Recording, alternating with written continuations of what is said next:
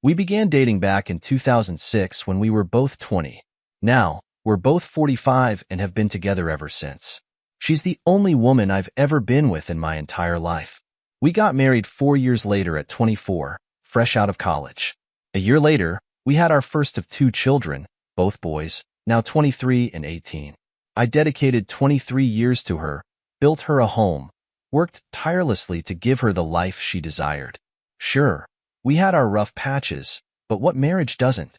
Even in the worst of times, we found a way to pull through and come out stronger, which made the discovery of her affair that much more shocking. Flashback to August 2024, when I first sensed something was wrong. For a good 2 months prior, we were in a slump. I was recovering from knee surgery after tearing my ACL in the winter of 2024, but I still had limited mobility.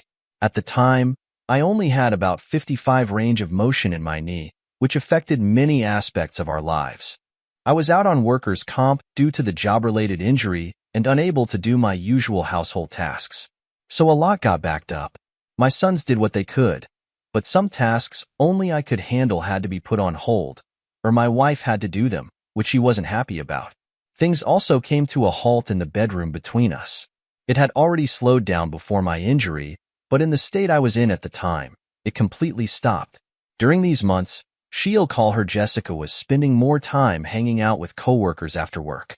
Between February 2024 and August 2024, this became a regular occurrence for her. Naturally, I thought nothing of it. In the 23 years I've been with her, ID never had any reason to worry or not trust her. We both had our own friends, and we had mutual friends as well. I hang out with my friends all the time, and there was no issue. It was around May of that year that I noticed something strange. Jessica started getting noticeably distant with me.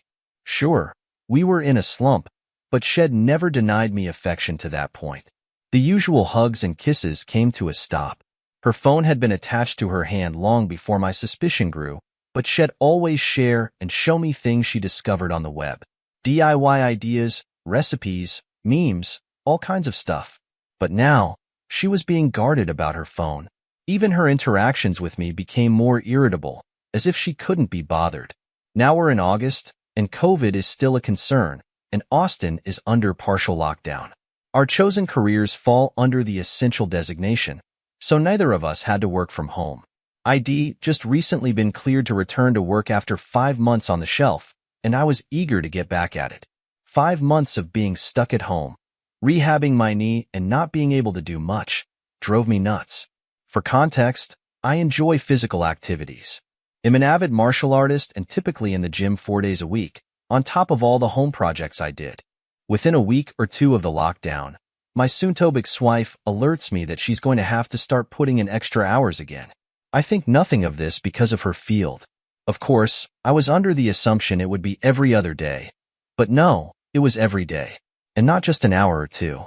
She'd come home 3 or more hours later, go straight to the shower, spend a little time with me, and a little time with our 18-year-old. Our 23-year-old lives with his grandmother. We started getting intimate again once my knee was better, but as you'd probably guess, she wasn't mentally or emotionally present for it, which I noticed quickly. By October, the picture started getting clearer to me. All the signs were pointing to the idea that she was having an affair. That's when I decided I needed to find answers. So I scoured the internet on what to look for as signs of infidelity in one's partner, and sure enough, she was pretty much ticking all the boxes on such behavior. My search inquiry advanced to how to find proof. I started with her social media, looking at her FaceLink entries from months prior. It was mostly the usual pics of us and our sons, pics with her and her friends, and more than a few pics of her nights out with coworkers. In these pics, it was a mixed bag of her closest friends from work and a couple of folks ID never met from her job. But I saw one recurring thing in several of these pictures. One guy in every picture. He was uncomfortably close to her, with his arm around her shoulder or his hand on her lower back. Way too close for a guy ID never personally met.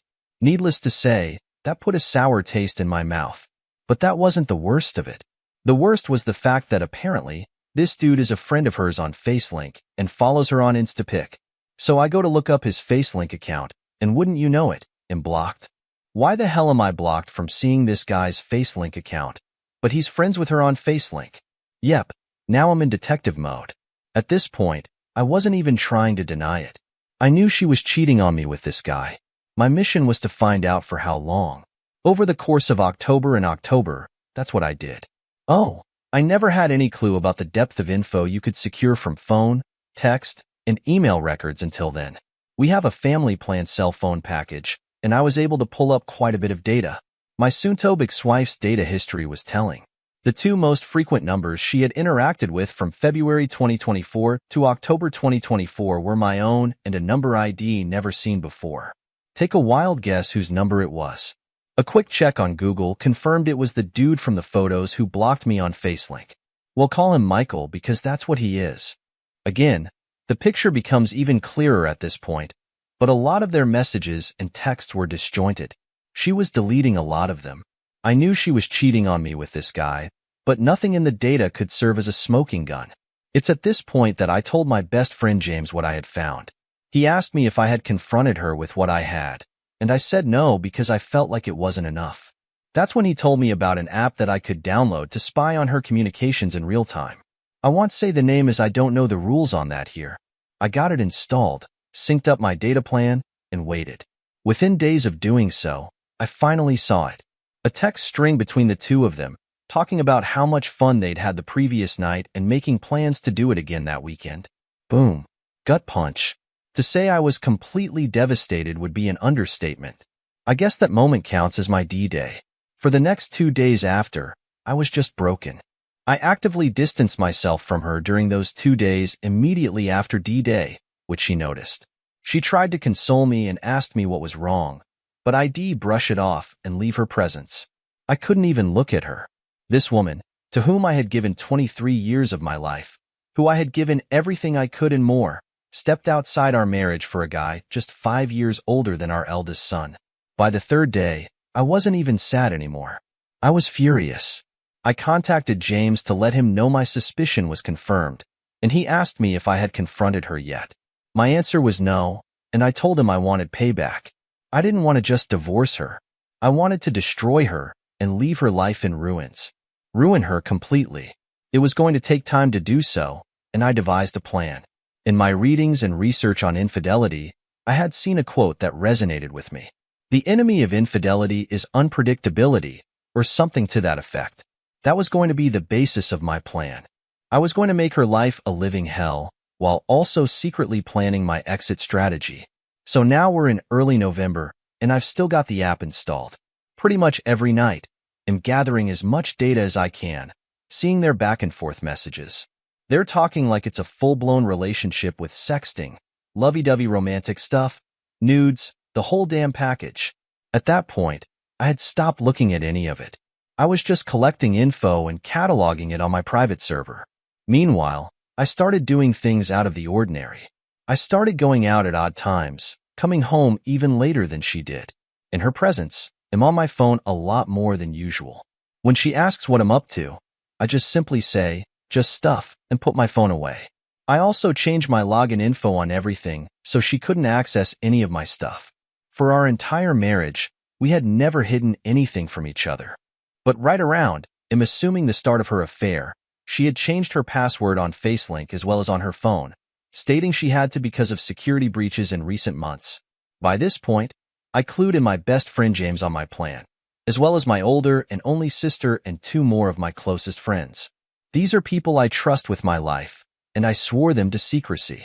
For context, James and I have been friends since we were kids, and the other friends, Kevin and Rebecca, we've known since high school. Keep in mind, Rebecca comes into play down the road. November arrived, and my soon-to-be ex-wife was in full paranoia mode. She was texting and calling me a lot more frequently, asking me if I'd be home when she gets home, when I'm coming home, and more. I could see the seed planted in her head from the previous month starting to sprout, especially in her communication with Michael. She was confiding in him, telling him about her doubts and confusion, stating that I was getting cold and distant. In the interim of these interactions with Michael, she suggested that maybe they should stop meeting up at our house because she had no idea if I'd just show up. Confirming that, yes, she had this thought in my home. Thanks, Jessica. Michael asked her if she was worried about me potentially cheating on her in that specific communication, which actually pissed her off. I can't even begin to describe the level of joy and how many laughs I got out of reading that exchange. My cheating wife was arguing with her affair partner over whether she was mad that her husband could be cheating on her. Oh, the damn irony. Now bear in mind, I'm not hooking up with anyone when I leave. I'm usually at Jameis or Kevin's, throwing back some booze, watching fights, and spending time with my brothers. Or I'm at my big sister's house, hanging around with her and my brother-in-law, who's like an older brother to me. My sis is 51, and her husband is 57. She had told him about my soon-to-be ex-wife's infidelity, but not of my plan, as I couldn't risk it since he's a bit of a blabbermouth.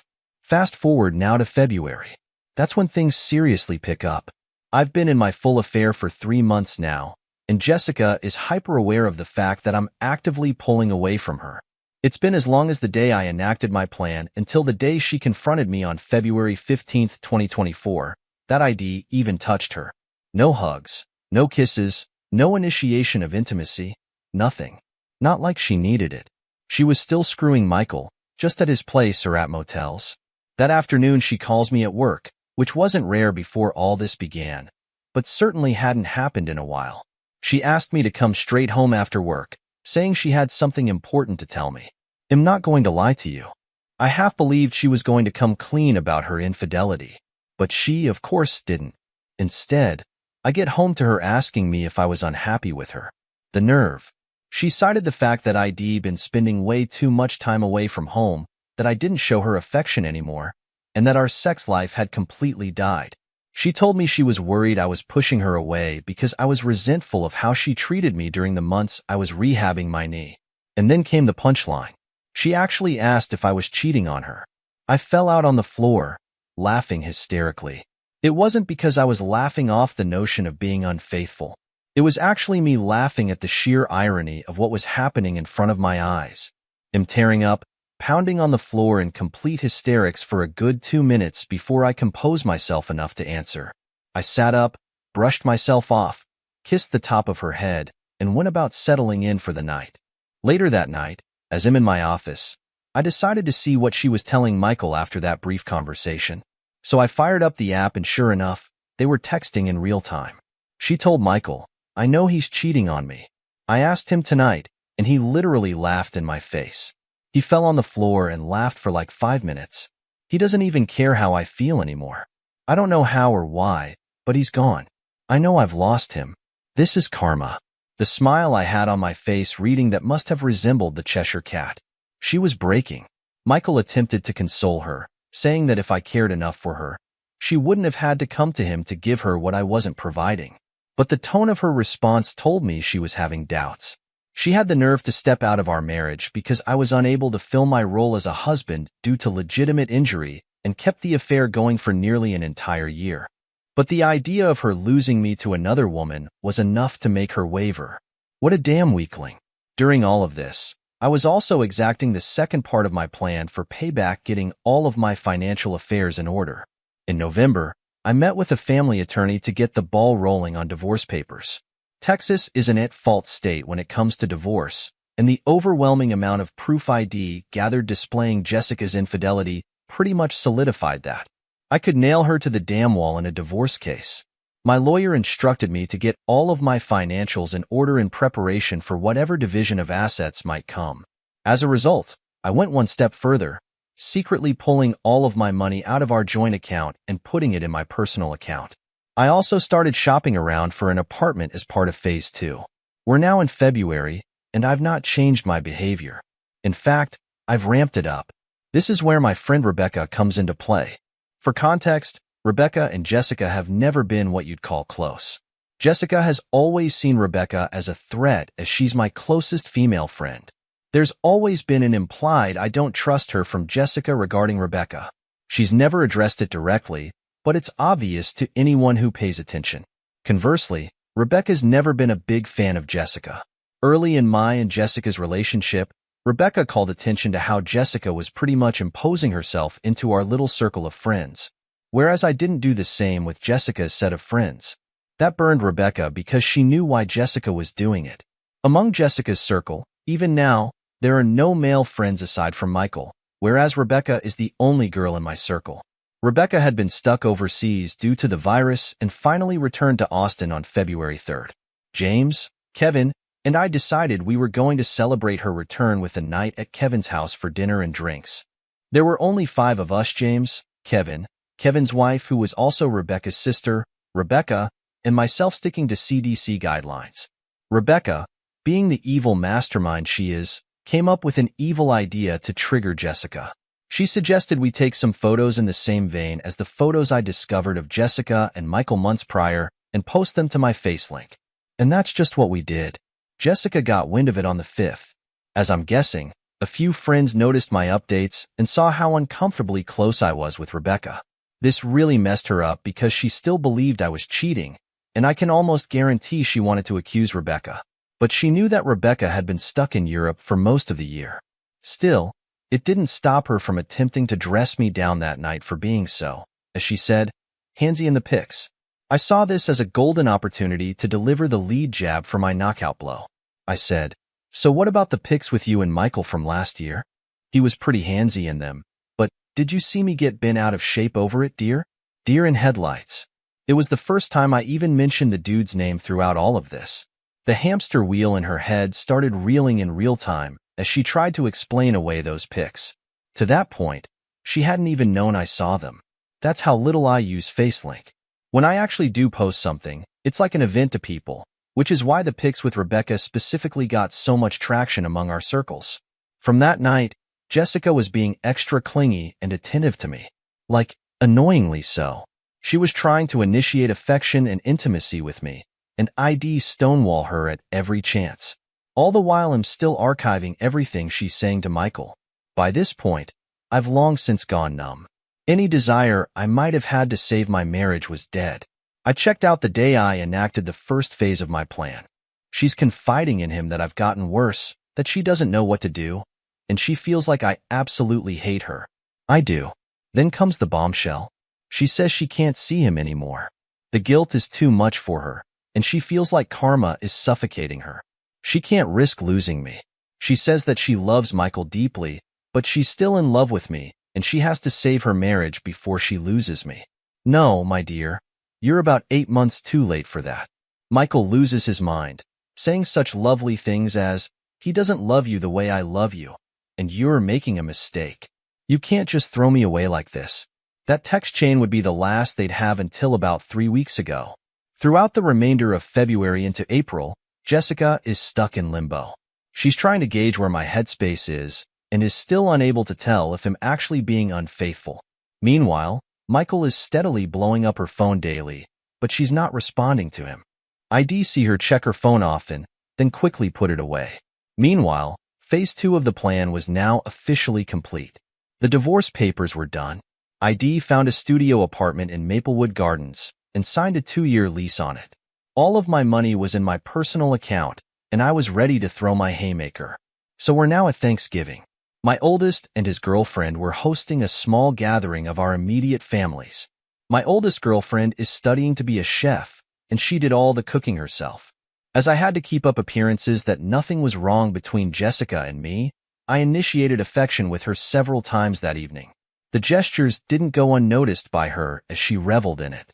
Bear in mind, this was the first time I touched this woman since I kissed the top of her head the night she confronted me in February. So just about 2 months. Not gonna lie, I felt repulsed doing it, but I had to.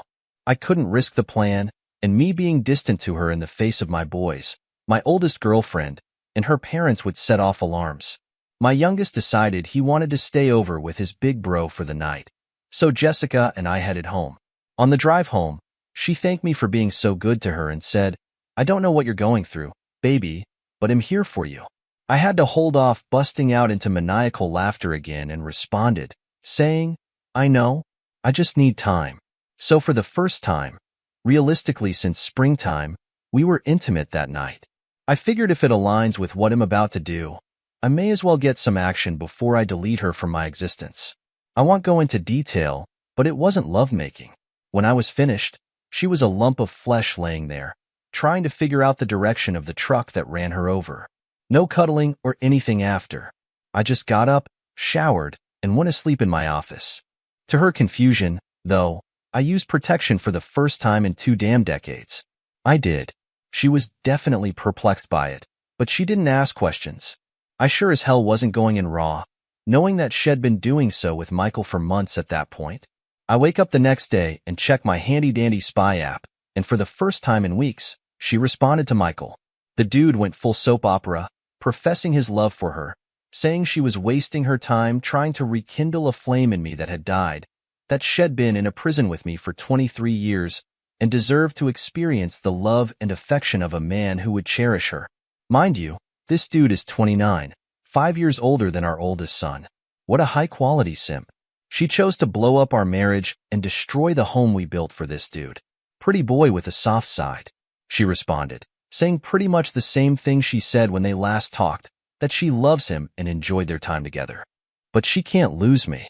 I'm still the love of her life, but shall always have a place for him in her heart. They can still be friends if he chooses, but the physical relationship between them is over. He begged her to see him one last time that week. And yep, you guessed it. She said yes. One more for the road, right? Who am I to say anything? That's what I did to her the previous night. Of course, I added all of that to the archive I've compiled. April 4th is when Phase 3, the final phase of Operation Shinobi Ghost, started. The divorce papers were in hand. My new place of residence was set up, and now I had to slowly start moving my stuff out of the house. But first I had to break the news to my boys. I called my oldest to the house that Friday night, had them join me in my office, and laid everything on the table. Not the specifics, but that their mother had been cheating on me for over a year, and I was going to be filing for divorce soon. My 18-year-old was especially shaken up by this because he himself had recently experienced his first taste of infidelity. His first girlfriend had cheated on him just 4 months prior. Seeing his broken heart a second time at the idea that his own mother was capable of doing this hit him hard. My oldest took it a lot better and suggested taking his brother in to live with him until this blows over, to which I agreed. We packed up some of his stuff, and he asked me if I was going to be okay. I told him, yes, son, I'm going to be all right, and so are you. We're going to be all right, I promise. And then they were off. The hardest part was now over, and it was time to warm the nukes. Over the next few weeks, day by day, James would help me get a little of my most sensitive stuff out of the house. I gave him a list of all the definite stuff to grab while Jessica and I were at work and left him the spare key. This was all stuff Jessica wouldn't notice was missing unless you told her it was gone. I'd also gotten a new phone and phone number and told everyone who needed to know James, Kevin, Rebecca, my boys, Big Sis, and my mother me new contact info. Meanwhile, I kept up the ruse with Jessica, and she's none the wiser, trickling bits and pieces of affection to her just to keep her off the trail, while she's still in contact with Michael. Not to the extent that they'd been prior, but there's still an emotional thing happening. The fog is faint, but it's still there. All the while I gather everything, and I do mean everything. Every bit of data I've archived since I started the plan. Call logs, texts, pics, emails, everything. I start making printouts, folks. I must have spent over $15.10 on Staples Supplies printer ink, paper, binders, the works. I cataloged everything in order from the beginning of the affair until that last bit 2 weeks ago, April 16th. In the binders, 14 of them. I then put each one in a box and gift-wrapped each, addressing them to various people: me mother, my father who passed 7 years ago, her parents, her 2 sisters, her brother, her HR department. Did I forget to mention Michael works for the same company, and there's an expressed rule against intercompany relationships because of the nature of what she does? Several of her friends, Michael, and Michael's parents. I lugged all of those efforts to the post office and shipped them all out on April 16th. ETA for delivery, April 23 ND2. 24th. Perfect. So we're now at New Year's Eve. Jessica comes home around the usual time. No idea if she'd seen Michael. I'd stopped tracking her on the 18th. Figured I'd gotten all the mileage I needed from it. As per usual, she showers, hangs out with me a bit, and I give her a good Aussie kiss on the living room couch. I know I'm an effing a holy, and she turns in for the night. The final phase was upon me at long last. The nuke I'd been arming since August was finally about to be launched. In the middle of the night, I woke up, wrapped up one of the 3 remaining binders with the divorce papers taped to the inside cover, and set it on my side of the bed with a note that said, "Merry Christmas" on it. Next to it, I left my old phone and the business card of my lawyer. I packed up the remainder of my most needed things, enough to fill 2 backpacks, and I left my home that I spent 23 years in for the last time. That, my friends, was 1 week ago. To Jessica, I am completely off the grid. Gone. Shadow ghosted. She's blocked on FaceLink, but still hasn't blocked me for some reason. So I'm keeping tabs on the fallout. It's absolutely glorious. My packages have reached everyone I sent them out to, and Jessica is getting crucified. Her youngest sister completely dressed her down. Both of her parents have condemned her. My mom absolutely destroyed her. Like, holy hell. I know my mom has a mean streak, but the things she called Jessica were unearthly. She's been frantically trying to find out if anyone knows where I am, but those that do aren't saying a word. All over her FaceLink feed. She's desperately trying to reach me because I'm guessing she knows I'm likely looking, but I'm not saying a damn word to her without my lawyer present. That'll be the next time I share oxygen with her. She's got no way of spinning the narrative to paint me as the bad guy because I've exposed her to everyone who matters to her. And from what a mutual friend who works in the same company as her says, she and Michael apparently are being put on administrative leave as of tomorrow. Chances are she'll be going into 2024 unemployed. As for the final 2 binders, well, one has been turned over to my lawyer as my final bit of evidence for my impending divorce, and the last one I put in my storage unit to be burned in Kevin's fire pit when the divorce is final. Do I feel guilty about this? No, not even in the slightest. 23 years I did right by this woman. I gave her the home she wanted. I gave her the family she wanted. I gave her the life I felt we both deserved, and I loved her unconditionally. Never have I faltered. Never have I strayed. Never have I even entertained the notion of breaking my vows. When an issue came up that I felt was affecting our marriage, I came to her and told her, and we sorted it out as best we could. She opted to find comfort in another man's bed. Rather than come to me and say she was unhappy with our sex life at the time, she decided to step out with a young punk who gave her the tingles. So now I have no sympathy for what I did or for her. She can burn in hell for all I care. The most I stand to lose is my house, a car, and maybe a couple $100 a month in alimony, but seeing as the divorce is filed under the statute of adultery in Texas is an at-fault state that might get waived with the insurmountable amount of evidence I provided. As far as I'm concerned, she's dead to me. New Year's Day was the first full day I spent in my new apartment. It's still a work in progress as I have more stuff I want to get, but overall I've made it my home since I'm going to be here for at least 2 years. My boys and my oldest son's girlfriend came over and spent a good portion of the day with me. His girlfriend brought over treats Shed made and also whipped up a really nice meal. I got to sit and talk with my sons in a way I hadn't done in a really long time, and it was nice. My big sis also came over with more goodies and hung out with us. It had been the first time Shed seen her nephews in nearly a year. Having all of them around did me some real good because if I were by myself, I think I would have just drunk myself into a stupor. Everyone cleared out around 8 p.m., and I decided I wanted to go hang out with Kevin and his wife, Natalie.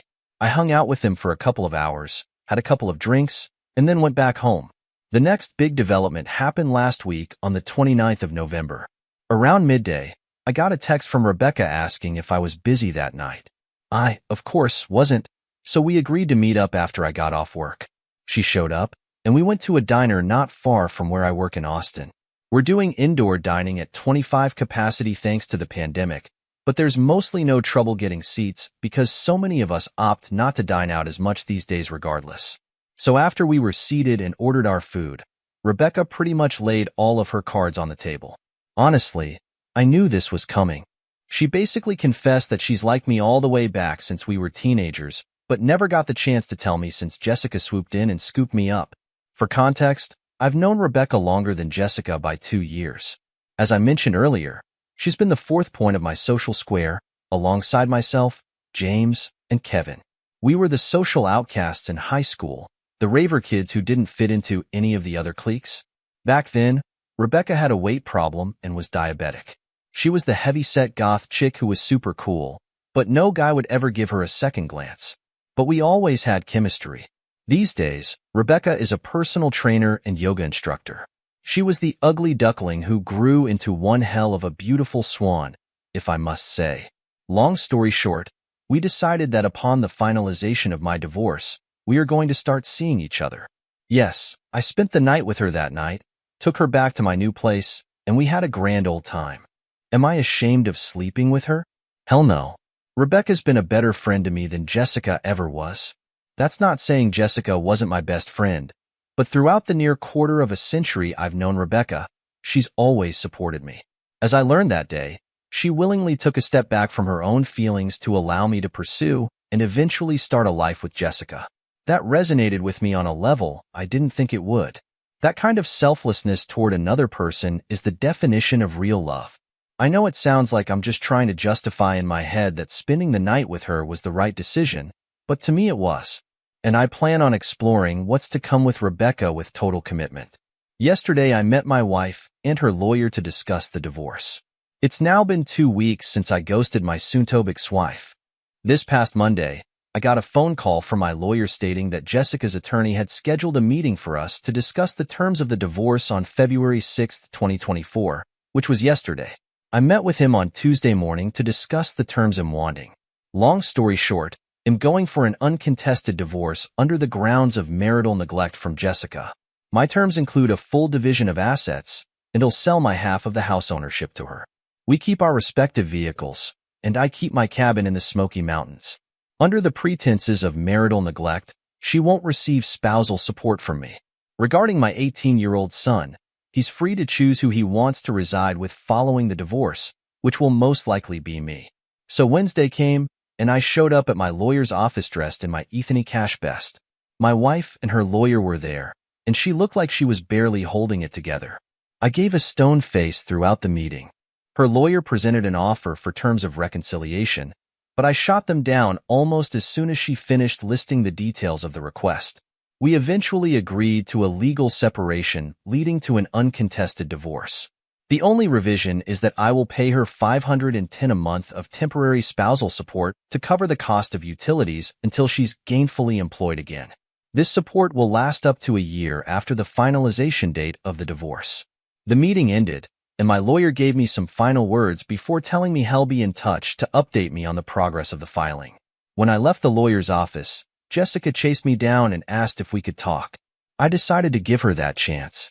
She held it together fairly well in the meeting, but outside, the waterworks flowed. She said she was sorry and that she never meant for things to go as far as they did.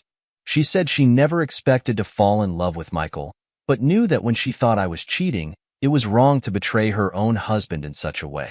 She asked if I could ever find it in my heart to forgive her, and maybe in a few years we could try to start over. She couldn't imagine what her life was going to be without me. I told her to start imagining it soon because this would be the last time I ever spoke to or saw her.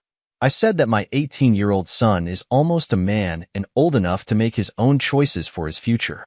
I mentioned that I gave her half of my life and every ounce of love I had unconditionally. She, in her own words, fell in love with another man. There is absolutely no chance of me ever forgiving her. I told her that all the love I had for her was slowly killed over all those months when she confided and professed her love to Michael, rather than coming to me and telling me she had any issues with our relationship. I mentioned that I loved who she once was, but hate who stands before me. I said that if I never see her again, I'll be too soon. We were on the sidewalk in downtown Austin, and she was making a scene, crying her eyes out. A couple of people walked by and gave side glances, but I didn't care. I wasn't about to publicly humiliate her. I had already socially and professionally exposed her. I needed to get the last bit of emotion I had for her out. I told her I didn't regret the 23 years I spent being her husband. I regretted that in 23 years, she decided the easy way out was the better option. Then I delivered a final blow, saying that I thought she was mine for 23 years, but it turned out it was just my turn. I walked away, put in my earbuds, and left the scene. Later that night, her father called me and apologized. He praised me for always being a good man to his daughter, told me he was ashamed of her, and said that he raised her better. He also informed me that she got fired for her involvement with Michael. He got canned as well. On FaceLink, I symbolically changed my relationship status to divorced. Yeah, it's not final yet, but in my eyes, it's over and done. I said when I make a post on Facelink, it's an event. So many folks started hitting me up over Messenger asking questions, and I laid it all out that I filed for divorce from Jessica earlier in the day. Of course, Rebecca called me, shocked that I pulled the trigger so fast. She was already aware that I was in the process of it when we spoke. I asked her if she could come over, and she rushed to my side. We knocked boots again, but this time she stayed the night. We laid in my bed and talked into the wee hours of the morning. I've completely blocked my soon-to-be ex-wife on all social outlets. She has had no means of reaching me since I left her on New Year's Eve. However, some of our mutual friends still do. Last night I was hanging out at my apartment, and I got a voice call notification on Messenger from one of these friends. This friend hadn't abandoned her after I exposed her affair. She wasted no time when I answered and said she had gone to check on Jessica, my soon-to-be ex-wife, and found her passed out in the bedroom, foaming at the mouth with 2 empty pill bottles next to her. Jessica is in the ICU in critical but stable condition, and the doctor said that she would likely pull through. The news hit me, but I decided that Jessica is not my problem anymore. I told the friend that Jessica is not my concern, and she clearly decided she wanted to take the easy way out rather than deal with the shame and agony of the 23-year marriage she blew up. I then told her friend that if Jessica's family was there, they could help her sort out the pieces. But as far as Jessica and I are concerned, there is no Jessica and me anymore. I ended the call. I've had a few hours to sleep on it, and my sons called me this morning asking if I knew about the situation. I told them yes, but I also let them know that if they want to be there and supportive of their mother, I will not hold it against them or judge them for it. She is their mother, after all, but I myself wash my hands of her and care little to nothing about what she does to or for herself anymore. They were a little taken aback by this, but respected my stance. Now that the news of her suicide attempt has broken, many of those friends who dropped her are all starting to surface again, saying that I need to be there for her.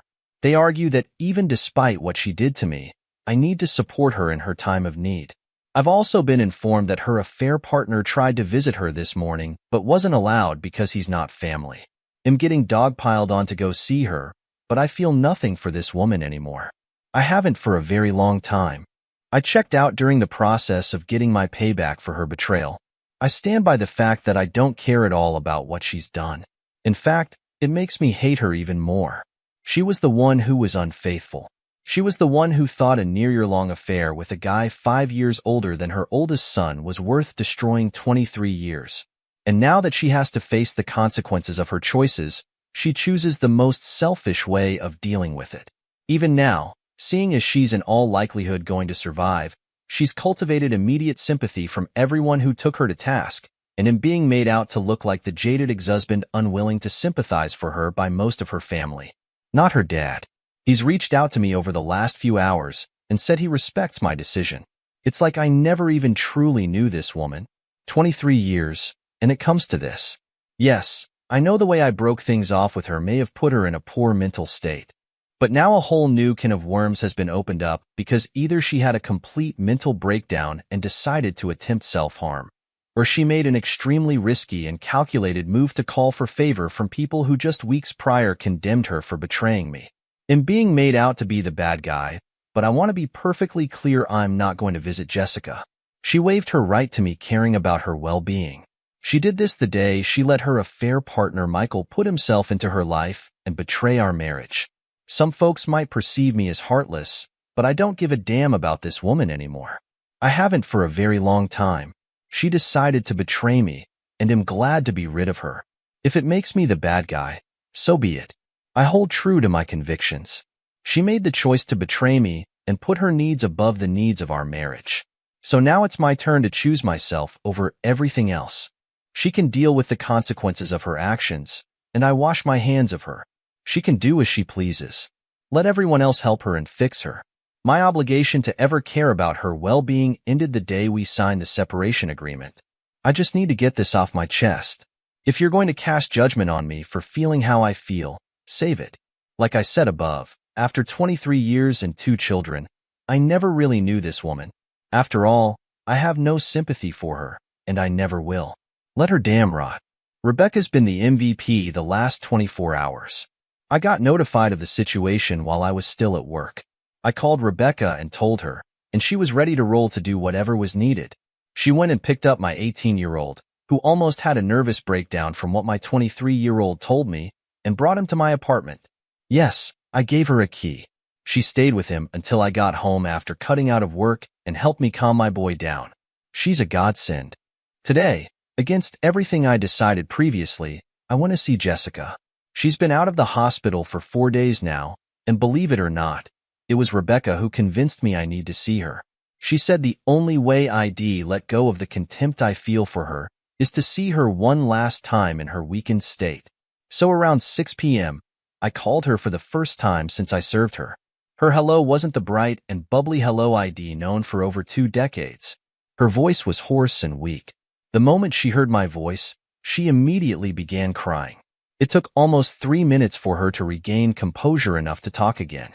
Before she could say anything, I told her I was coming to see her within the day by 8 p.m., and she agreed. It's about an hour and a half from Maplewood Gardens, where my new apartment is, to my old home. So I grabbed a bite to eat from the local pizzeria and started on my way there. I got there about 7:47 p.m., and she was already at the door before I pulled into the driveway. As I came near, I could see the toll her actions had taken on her. She was noticeably thinner, the unhealthy kind of thin. As a whole, she looked like the walking dead. The first thing she did was try to come in for a hug, and I stopped her cold. She got the hint that I wasn't there to console her and backed off immediately. We went inside and sat in the living room. Almost immediately, Jessica told me she wanted to come clean about everything. She said she couldn't live with the guilt of what she did to me and the boys. From the day we signed the separation agreement, she went into a downward spiral of guilt and agony that led to her suicide attempt. Her friend, the one that called me from the hospital, had noticed her behavior and started coming over to check on her. She said the doctors told her that if she hadn't been found just an hour later, she would have succeeded. She admitted to failing me as a wife, that her falling for Michael was wrong, as was her choice not to pull back when she knew she was getting too deep.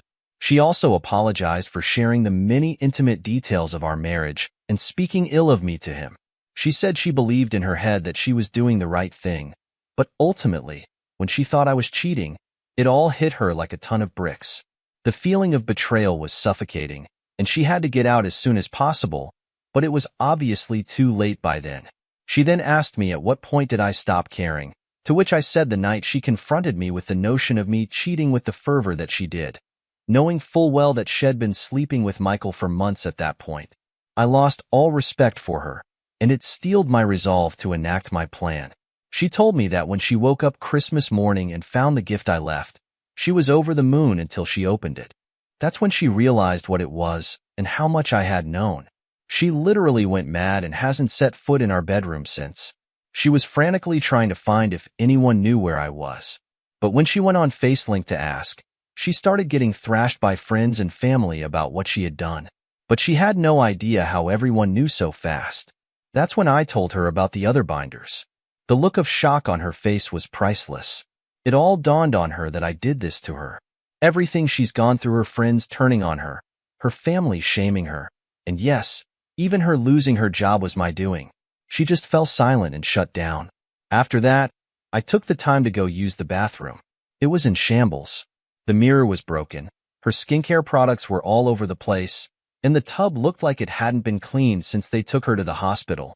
When I came back out to the living room, she had her face in her hands, weeping. I can honestly say I felt nothing. No more anger, no more rage, and absolutely not a shred of pity. They say the opposite of love is indifference. Looking at her, that's all I felt. She looked up at me and said, "I screwed everything up. I ruined us, and I have no idea what to do. I can't do this by myself." I told her she's got her family, her friend who found her, and our sons, but she doesn't have me. She never will ever again. I told her I came to give her closure from the ordeal she just subjected herself to, but the moment I walk out that door, am never looking back. The topic of Michael comes up not long after. She tells me he reached out to her 2 days ago. They talked for a couple of hours, and it ended with her telling him he needs to move on with his life, find a younger woman, and forget she exists. The remainder of the conversation was Jessica apologizing for betraying me and asking again if this was really the end. I looked her dead in the eyes with no hesitation and said, "Yes, it's been over long before I served the divorce notice on Christmas." I felt that was my cue to depart. No words were said because what more could be said? I left her sitting on the couch, closed the door behind me, got in my car, and drove home. It's 2:57 a.m. as I'm typing this. I needed to get this out while it's fresh in my head. This is it. The saga of Jessica is done. My 18-year-old and I are both scheduled for counseling in the coming weeks. Rebecca and I are still going strong and sticking to the plan of keeping things under wraps until my divorce is final. I'm staying active and motivated and looking forward to a future with a woman I know will cherish and honor me because she's done so from the shadows for decades. It's time for me to focus on the life ahead of me. So this will probably be the last time I post for a while. Maybe you'll come back with an update when the divorce is official. To everyone who has sent me words of encouragement and well wishes, thank you. To all of those who praised me for my plan of revenge, I can honestly say I wish it never came to it. But if I had to go back and do it again, I wouldn't change a single thing I did, aside from maybe doing more to Michael than just getting him fired. It's been just over 2 months to the day since I served my wife divorce papers and a month since my last update, which I said was likely going to be my final one. But a lot has gone down since that post. And seeing as I came back to this account and saw hundreds of messages and responses still after my last post, I'll go ahead and let everyone know what's going on. But before all that, I sincerely have to say thank you again for all of the support and kindness that's been sent my way over my plight. I'm just as thankful for all of the love I've gotten online as I am for the love I've gotten from my family. First, I want to start with an aspect a lot of people have been concerned about me 18-year-old son. Just days after my last post, he began counseling. I went with him to his first 2 sessions, and he's gone by himself for every one since. He goes 2 times a week, and it has drastically helped. For the most part, he's doing fine, but I can say that his trust in relationships has been completely shattered. The lasting effects of his own experience with infidelity, coupled with his mother's actions of cheating and her attempted suicide, have left a pretty big scar that I think may take decades to heal. I come to find out his experience was even worse than he let on. He actually caught his ex-girlfriend making out with a guy he thought was a friend, but it turned out the guy was only getting buddy-buddy with him to get to her. He never told me this aspect of his breakup. Next up, there's my counseling. I have a bit of an anger problem, which is strange because I've always been a reserved, controlled, and stoic man. But this whole experience evidently woke a sleeping dragon in me that's a pure fire breather. I've talked about everything with my therapist, and when I say everything, I mean everything. When I explained to him the extent of what I did to my ex, he was both impressed and appalled. Not the reaction I was expecting. I've also been clinically diagnosed as a sociopath, which doesn't surprise me at all given everything I did. My sessions are not so much dramatic. They're more about organizationally unpacking all of the things going on in my head regarding the implosion of my marriage and trying to find balance. Now for the elephant in the room, Rebecca. I have no idea where I'd be without this woman. Neither did I ever expect to have such a caring, empathetic, nurturing woman by my side to carry me through all of this. We are still very much going strong, and try as we have to keep our ongoing relationship under wraps, it's pretty much out of the bag within our group. She just gets me, she always says. Since we were teens, and since she knows the pain of having the person you've invested your life in to cheat on you as well, she does all she can to help me cope with my feelings. We split time between staying at her place and my own.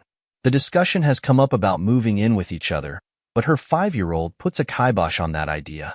My place isn't big enough for 3 people, and I'm locked into my lease until 2025. So for now, we'll keep splitting time between when her daughter is away with her family. Rebecca's at my place, and when she has her daughter, I'm at hers. Speaking of her daughter, I absolutely adore her, and she's taken a shine to me. I wish I could find the words to truly put into perspective how important Rebecca has been to me throughout all of this. If you haven't taken the time to read my previous entries, Rebecca has secretly been in love with me since we were sophomores in high school. But she was an ugly duckling back then who thought she had no chance with me. She actively sat by and watched me chase after, date, and marry my soon-to-be ex-wife, Jessica, knowing how she felt.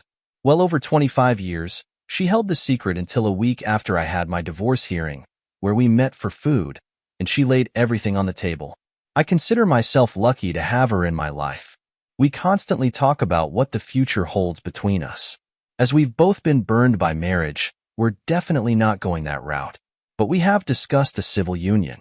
We'll probably wait a little while before going that route, but it's pretty much been decided between the two of us that we are it for each other. Thank you for watching this intense story of betrayal, revenge, and resilience. What would you do if you found out your spouse had been unfaithful for years? Would you seek revenge or choose to walk away? Let us know your thoughts in the comments below, and don't forget to like, share, and subscribe for more gripping stories. My name is Charlie Carter, and this is my story. I'm currently living in a small apartment, but it wasn't always this way. 18 months ago, I had a 3-bedroom house in Pineville, 2 cars, a mortgage, and a wife who loved me. We had been married for 5 years and were planning to start a family once we managed to save a bit more money so Anna, my wife, could quit her job and stay home with the baby. That was before my younger brother, Mike, came to live with us. My brother had just gotten laid off. He lived across the country from the rest of the family and had been lonely. So he thought this was a perfect time to come home and start anew. He didn't have much money, he'd only been working a few years, and had always been a little loose with his money. He didn't want to move in with Mom and Dad, so he asked me if he could live with Anna and me until he got a job in an apartment. I asked Anna, and she was enthusiastic about having Mike live with us. She'd always liked him. She thought he was funny, and since we had the extra bedrooms, it was no problem. I thanked her for being so understanding, and the deal was done. A month later, Mike moved in. He was very thankful for our hospitality, and he promised not to cramp our style too much. The routine around the house changed a bit, but for the most part, it was for the better. Mike worked around the house and yard when he wasn't job hunting, so it made things easier on me and Anna. He even cooked once in a while, which Anna really appreciated. We spent our evenings watching TV or movies or playing games, and it was nice to have my brother home again. We'd go over to our mom and dad's for cookouts, with Mike being the center of attention for a while because he'd been gone so long. My mother especially doted on him, but I understood. He was the baby after all, and had always been close to Mom. Things went along well, except the job market was tough in our area, and Mike wasn't having much luck finding anything. He felt like he needed to contribute more, as it looked like his stay with us was going to be longer than he'd first hoped. He volunteered to take over all outside chores and even helped with the housework. I found this to be very helpful, as I was involved with a project that was taking up more of my time than I liked. One night I was sitting with my brother in the living room watching TV. Anna was out with some friends, so it was just us guys. "Mike, how's the job hunting going?" I asked. I had been working late the last few days and we hadn't talked in a while. I've got a lot of resumes out that I have to follow up on in a few days, but so far no luck. Mike sighed, taking a sip of his soda. "I hear you, bro. The job market is tough right now, but you've got a good track record and a good attitude. I'm sure you'll get that interview real soon." I took a pull of my soda as well. "Any luck on the dating front?" Mike looked at me like I was nuts. "Dating front? What dating front? I'm here working when I'm not on interviews or at the library, and at night, I'm home with you and Anna. The only action I'm getting is from my right hand." Mike chuckled sadly. "You don't have to hang out here every night, you know.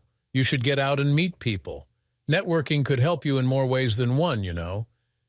Maybe I will. I'll have to look into groups that might be in my field. Who knows? Maybe I'll meet a hot woman too." Having my brother around did cut into our love life, but not too badly. We'd never been a couple to screw in every room in the house at the drop of a hat, though we had christened every room when we first moved in. Our love life was very good. We'd have sex 3 or 4 times a week. More on weekends, of course, when we had more time and we were more relaxed. We took to having sex in the afternoons on weekends when Mike was out, or we'd do it quietly before going to sleep when he'd stay up late to watch a movie. In spite of our best efforts, having Mike around cut into our playtime, if you will. After he'd been with us 6 months, our 3 or 4 times a week had dwindled to 3 or 4 times a month. I didn't know about Anna, but I was getting frustrated. Between the extra work I'd been doing these past few months and the decrease in the frequency of our sex life, I was not a happy camper. I decided to do something about it, so I made a reservation at a bed and breakfast we'd been to a year or so ago for the coming weekend. I'd wanted this to be a surprise romantic weekend, but it didn't work out that way. "You did what?" Anna asked, incredulous. "I made reservations for Friday and Saturday night at our favorite bed and breakfast. We've been neglecting ourselves too long. We need a weekend away to recharge our batteries," I said enthusiastically. "Well, I wish you'd checked with me first because I can't go this weekend," Anna said hotly. "If you'd listen when I talk, you'd know that I'm already committed to helping your mother with her yard sale all weekend. I'll call my mother and tell her what's up." "She'll understand," I said, trying to calm her down. "No, she won't. This is the neighborhood sale, and she's been planning this for months. She's asked Mike to help too, so there's no way I'm going to get out of it." "You take the cake, Charlie," she said disgustedly. Anna got up and left the room, leaving me with my mouth open. I called and canceled the reservation. Luckily, it was early enough, and the cancellation didn't cost me anything. After this little argument, our love life really trailed off. It seemed as if I could do nothing right. If I wasn't working too much, I wasn't helping around the house, allowing poor Mike to do all the work. I was flabbergasted, to be honest. Why was Anna taking this attitude with me? She knew I was on a big project at work that required a lot of overtime. She also knew that Mike had volunteered to work around the house as payment for living with us rent-free.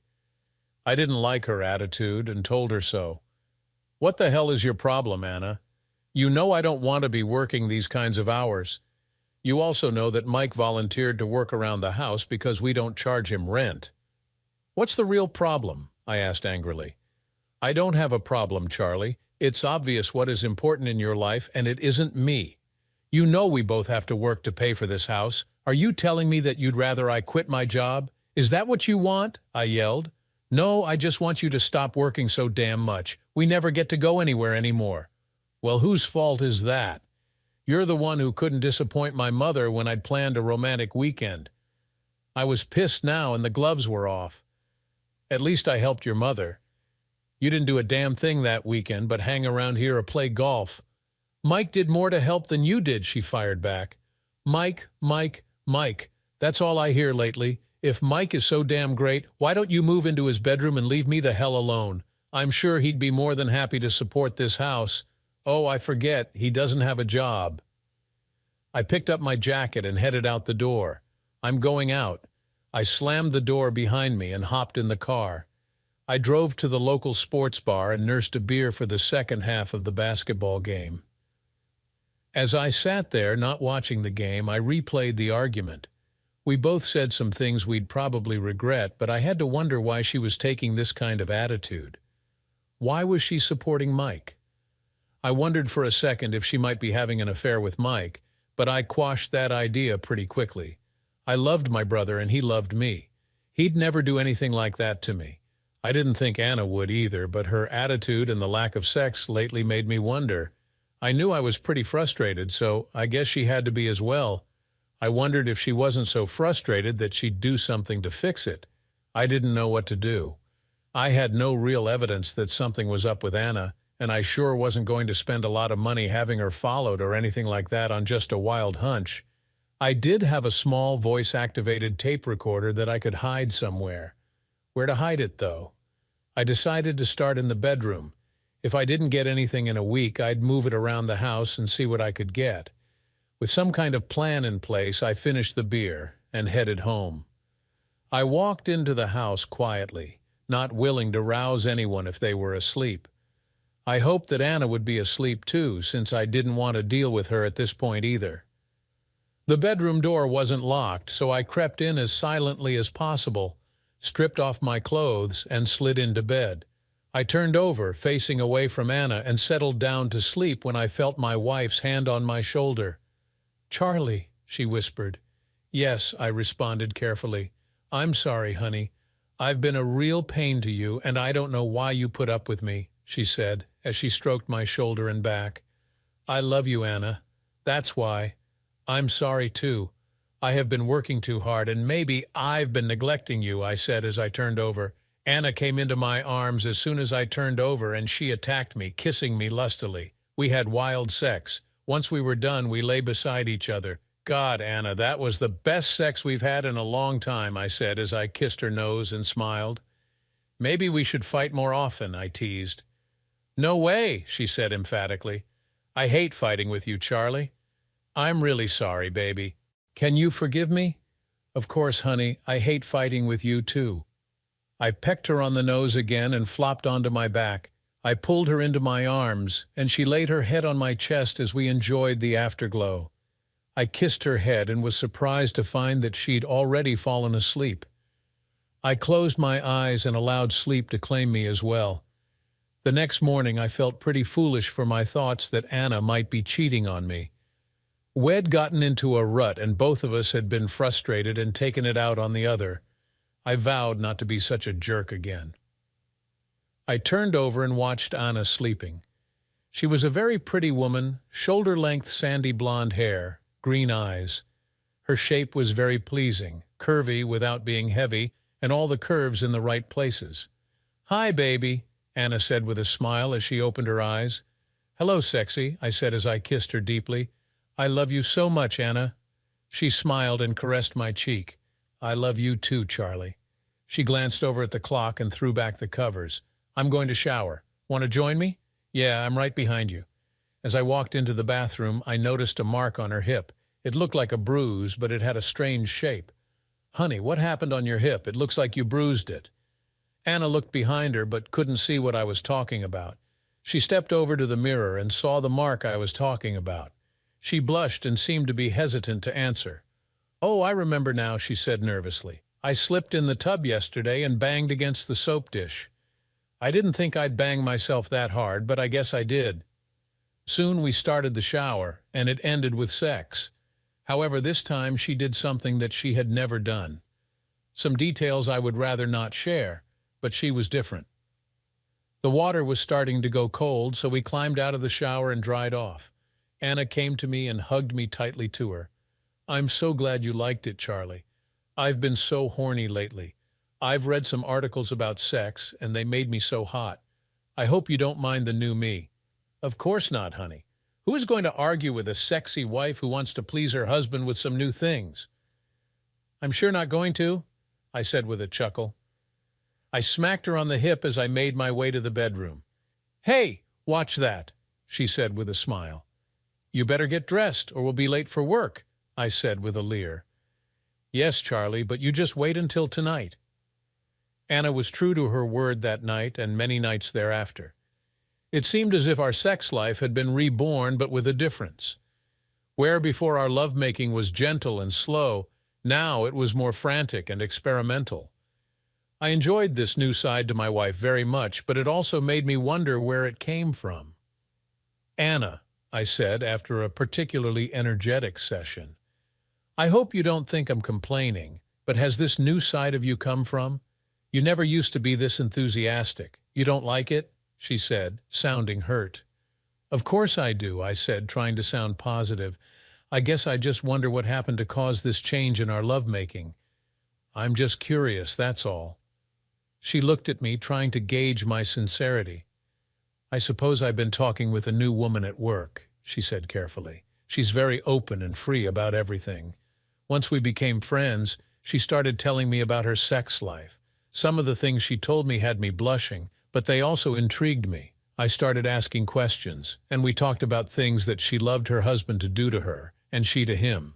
She made them sound as sexy, and I started thinking about them a lot. Then I found that woman's magazine that talked about pleasing your partner in bed, and the things in there reinforced most of the things we talked about. I realized that I'd been a bit of a prude and had been missing out on a lot of the fun we should have been having. The problem was, you've been working a lot and our sex life had suffered. After our fight, I vowed to change and start to do some of the things I'd heard about," Anna said as she ran her finger around on my chest. "I'm sorry if I caused you to worry, Charlie. You have to admit you've changed quite a bit. For the better, for sure. But it did make me wonder. I'm very happy that you've decided to be more open about things in bed. I love our sex life, and I couldn't ask for a better wife." I kissed her deeply and rolled on top of her. We made slow, wonderful love again, then fell asleep dreaming the dreams of lovers. After Mike had been living with us for about 9 months, he got a new job and moved out. I was sorry to see him go in one way because it meant I'd have to take over the yard work. Actually, I was looking forward to having our home life back to normal without my brother hanging around. He still stopped by once or twice a week for dinner. Anna was worried that he wouldn't be eating right living all alone, so at least he'd get a good meal when he ate with us. My project finally ended, so my hours at work went back to normal, which I was very grateful for. Anna always got home before me, so she'd have supper cooking when I'd walk in. On the days Mike was over, he'd be at the house before me as well. He'd usually hang around for a couple of hours, then go home. One night I got home a few minutes earlier than usual as traffic, I guess, and as I walked in the house, I heard what I thought was a groan. "Anna," I called out, "are you okay, honey?" Anna hurried out of the kitchen, red-faced. "Oh, Charlie, you're home early. I'm all right. I just touched a hot pan is all," she said as she kissed me.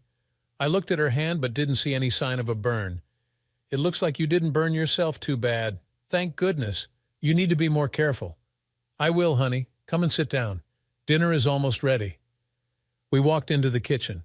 I saw Mike sitting at the table. He had an odd look on his face at first, but it was gone before I could be sure. We ate as usual, then we watched a video Mike had brought. When it was time for him to leave, he collected his video and started for the door. Anna stopped him, telling him she was sending some leftovers home with him. I told him good night and headed upstairs. I'd had time to get undressed and had been in bed for a few minutes when Anna finally came upstairs. "What took you so long?" I asked. "Just getting Mike some leftovers." "I sent a lot home with him," she said, as she made her way to the bathroom. She did whatever she usually did in there, and then came out wearing her long nightgown. She climbed into bed and gave me a quick kiss. "Night, Charlie." I was horny this evening, so I leaned over and started kissing her. Anna turned into my arms. "Sorry, honey. I'm kind of tired. Can we do it tomorrow, I guess?" I said, disappointed. "I'm probably a little slow on the uptake." "Okay, make that a lot slow on the uptake." It took me 4 more months before I noticed the pattern. Our lovemaking had fallen into a routine. I'd like to think it was because the days weren't the same all the time, but the conditions were, and that's what I should have picked up on. I finally noticed that on nights my brother visited, if we had sex at all, the only sex we had was oral. Anna always had some excuse as to why we couldn't make love, but she was more than willing to take care of me in other ways. So I didn't complain or think all that much about it at first. I probably wouldn't have figured it out at all if she hadn't worn that stupid long nightgown every time. I saw Anna walk out of the bathroom wearing her long nightgown, and my first thought was, no sex tonight. It was then that I realized that I'd made a connection between that nightgown and my lack of sex. When she wore it, we didn't screw. I vowed to test that theory right now. "Hey, baby, why don't you put on something sexy so I can take it off you?" I asked huskily. "Not tonight, baby. I don't feel like it. I had a hectic day at work, and all I want to do is go to sleep," Anna said with a yawn. Sleep came slower to me as I spent the next hour running through the previous weeks and months trying to figure out when this had started and why. I guessed it had been well over 6 months since she'd been doing this, but I still hadn't figured out the why. I decided that I was going to be careful to take note of events in the future so I could determine the cause. I hoped I am no investigator or detective, so it took me another month before I figured out the pattern. There were a lot of things that happened on the nights Anna wore that nightgown, but there was only one thing that happened on every one of them. Every night that she wore her nightgown, I only got a BJ or no sex at all. My brother had been over for dinner. The problem I had was making a connection between my brother being over and our sex life. It didn't make any sense. Mike had been dropping by for dinner ever since he'd moved out, but rarely on the same night and usually only once a week.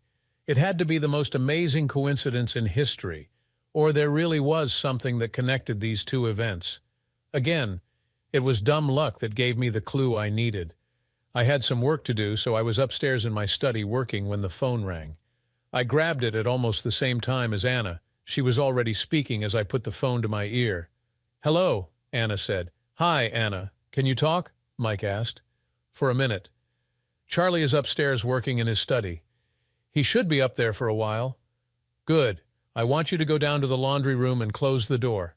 "Yes, master," she whispered. "Master?" I thought. What was this? I pressed my hand hard over the phone so my breathing wouldn't be heard. It wasn't long before I heard Anna's voice again. "I'm here, master."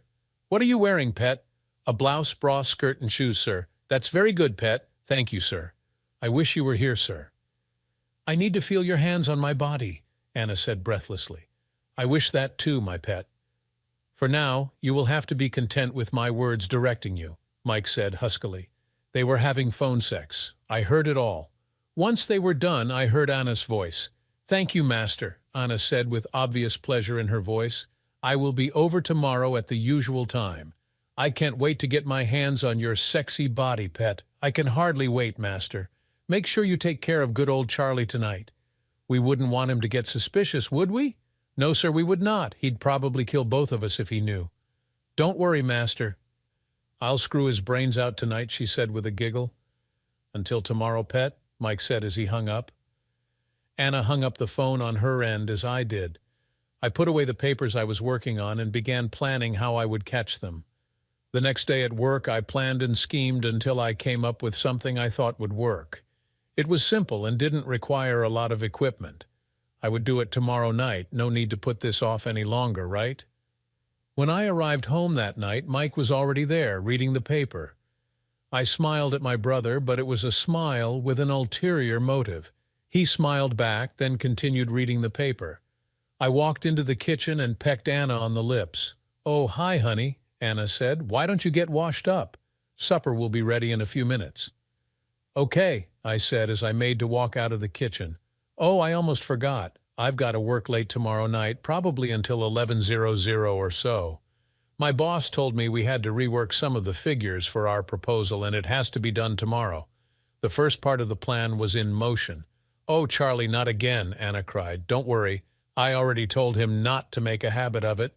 He assured me he understood, and if this wasn't an emergency, he wouldn't have asked," I said as I walked back and hugged her. "I'm sure we can deal with this one time, can't we?"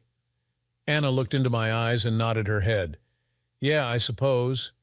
She pulled out of my arms and back to her cooking. "Go wash up now. I'm going to put the food on the table." "Yes, ma'am," I said as I hurried to the bathroom. During supper, I mentioned having to work late tomorrow to Mike. I carefully watched his reaction, but I had to give him credit. There was no outward sign that this was good news. I wanted to make sure, so I put the second part of the plan into play.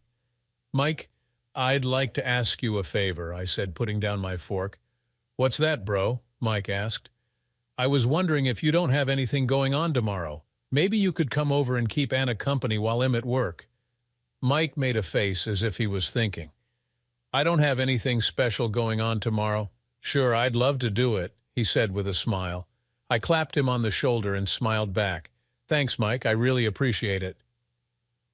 Our evening went along as usual. We finished supper, loaded the dishwasher, and then played cards for a couple of hours. Mike left around 10, and after watching the news, Anna and I headed upstairs to bed. I knew that tonight would be a BJ night since Mike was over, and upon seeing Anna come out of the bathroom wearing her usual nightgown, I knew I was right.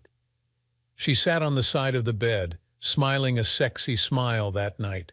I just rolled over and slept. The next morning, I called into work after I pulled out of the driveway, telling my boss I'd be in late as I was having car trouble. I had some things I needed to do that morning to be ready for the big show this evening. I'd already packed my digital camera in my briefcase, so my next stop was the hardware store. I picked up a small package of clothesline and a roll of duct tape. I also picked up a few other things so the clerk wouldn't think I was going to kidnap someone and call the cops on me. My next stop was the bank, where I took half of our savings and opened a new account in my name only. Next, I called the credit card company, telling them I'd lost my wallet and needed to cancel my card. I told them to issue one card in my name only and to cancel the joint account. We'd only been in our house for a few years, and we didn't have much equity beyond our down payment into it.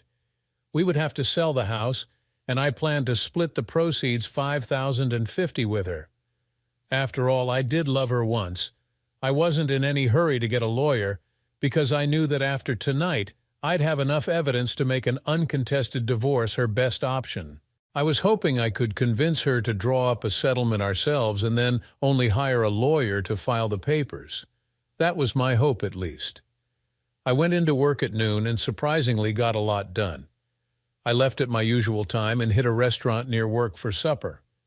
I wanted it to be dark when I got home, so I hung out at the mall for a while. As the sun was setting, I headed out. As I neared my house, I saw that the only lights on in the house were those upstairs in our bedroom. It looked like they had taken the bait. I pulled into my driveway, shutting off the engine and coasting in so I wouldn't draw attention. I closed the door partway and then pushed it closed with my hip. I had my bag containing the camera, rope and duct tape in a cloth bag, so it wouldn't make any noise. I opened the door carefully and slipped inside. I took off my shoes and started climbing the stairs. Our bedroom was not in direct line of sight with the stairs, so no one saw me, but I still climbed slowly, keeping my ears peeled for any sign of them. As I got to the top of the stairs, I could hear noises coming from the master bedroom. I crept silently to the door and stopped. "It sure was good of old Charlie to invite me over tonight to keep you company, wasn't it, pet?" Mike said happily. "Yes, master, it was a real surprise, but I'm not complaining. I can't get enough of you, sir. I miss serving you. I miss having your hands all over my body, giving me pain and pleasure," Anna said on a sigh. "If you miss me so much, why don't you leave Charlie? I'd love to have you with me always." "I can't, master. I love Charlie too much. I don't think I could handle our relationship 247, sir. As much as I enjoy you dominating me, I couldn't give up my life with Charlie." "How can you love Charlie and still give yourself to me?" Mike asked curiously. "It's because you opened my eyes to this part of me that I want to continue it. I couldn't do this with Charlie. He'd think I was a pervert. But you made me like this when you first forced yourself on me. I can allow myself to act this way because you brought out this side of me.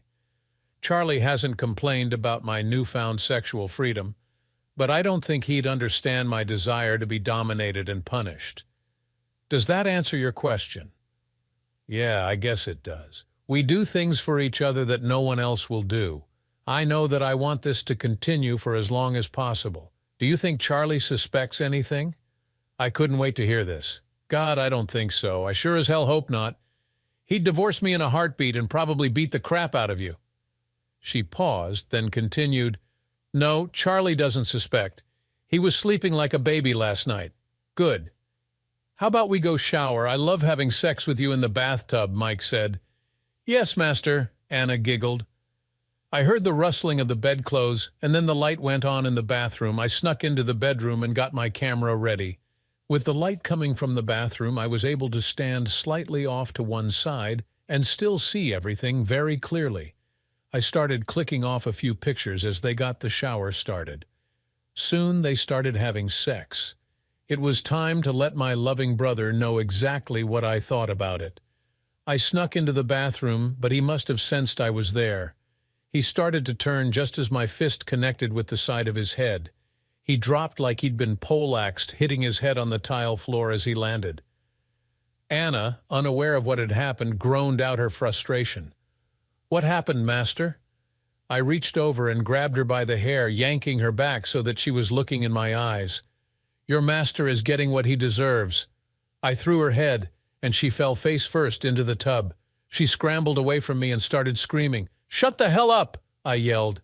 Anna quieted down, but shrank away from me, cowering in the tub. I picked up the bag where I had dropped it and took out 2 lengths of rope. I used one to tie Mike's hands behind his back and the other to tie his feet. I took out the duct tape and put a piece over his mouth, making sure not to cover his nose.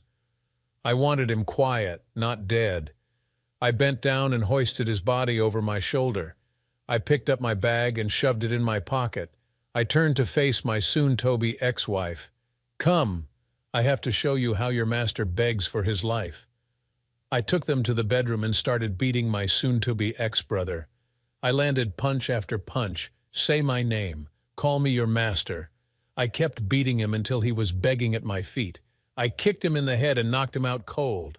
I stared at Anna and said, "You wanted a dominating man in bed? Look, here is what you chose. This piece of crap disgusts me, Anna. Get dressed and pack your stuff. Once I've taken care of him, I'll be back for you." I started to walk out, but turned back, having one more thing to say.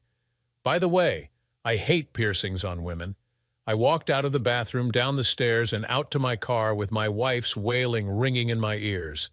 I popped the trunk and dumped Mike inside. He groaned but still seemed to be out. The ride to my parents' house was quick but rough. At least it was if you were riding in the trunk. I made sure I hit every bump and pothole, even if I had to go over the center line to do so. If a cop had been behind me, I'd have been pulled over, but luck was with me.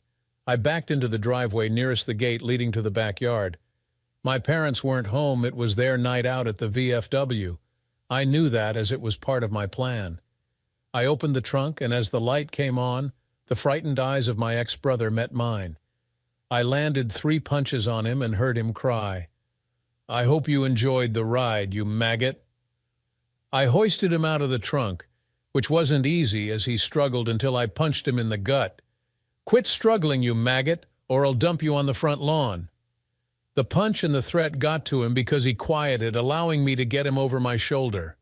I opened the gate, making my way down the side of the house and into the backyard.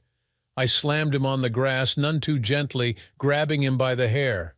I brought him nose to nose with me. "I'll tell you this once and only once.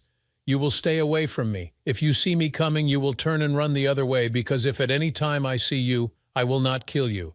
But I will beat you to the edge of your life and then revive you so that I can beat you again. This will continue for the rest of your life. So, if you want to be safe and if you're intelligent, which I doubt you are considering, you were screwing my wife, you'll leave town. Also, do not try to contact Anna because I'll know and I'll come looking for you," I hissed.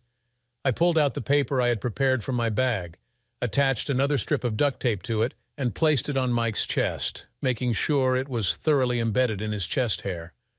The note told my parents to ask Mike why he was in this condition, signed by me. I wanted to make sure they knew who did this to him, and they were going to know why. "I'm leaving now, maggot, but don't worry. Mom and Dad should be home in another couple of hours. I'm sure they'll find you because tomorrow is garbage day, and Dad always puts the trash out at night." I debated on kicking him in the nuts, but then just did it anyway. I arrived home to find Anna sitting in the living room, her bags by the door. I grabbed the 2 suitcases. "Let's go. We've got a long drive ahead." Anna ran by me, her eyes wide with fear as she hurried to the car. After putting her bags in the trunk, I climbed in and took off without a word.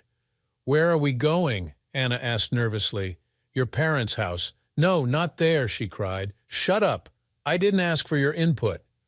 Anna cowered against the door, trying to put as much distance between us as possible. Her parents lived about an hour away, and by the time we got there, it would be pretty late.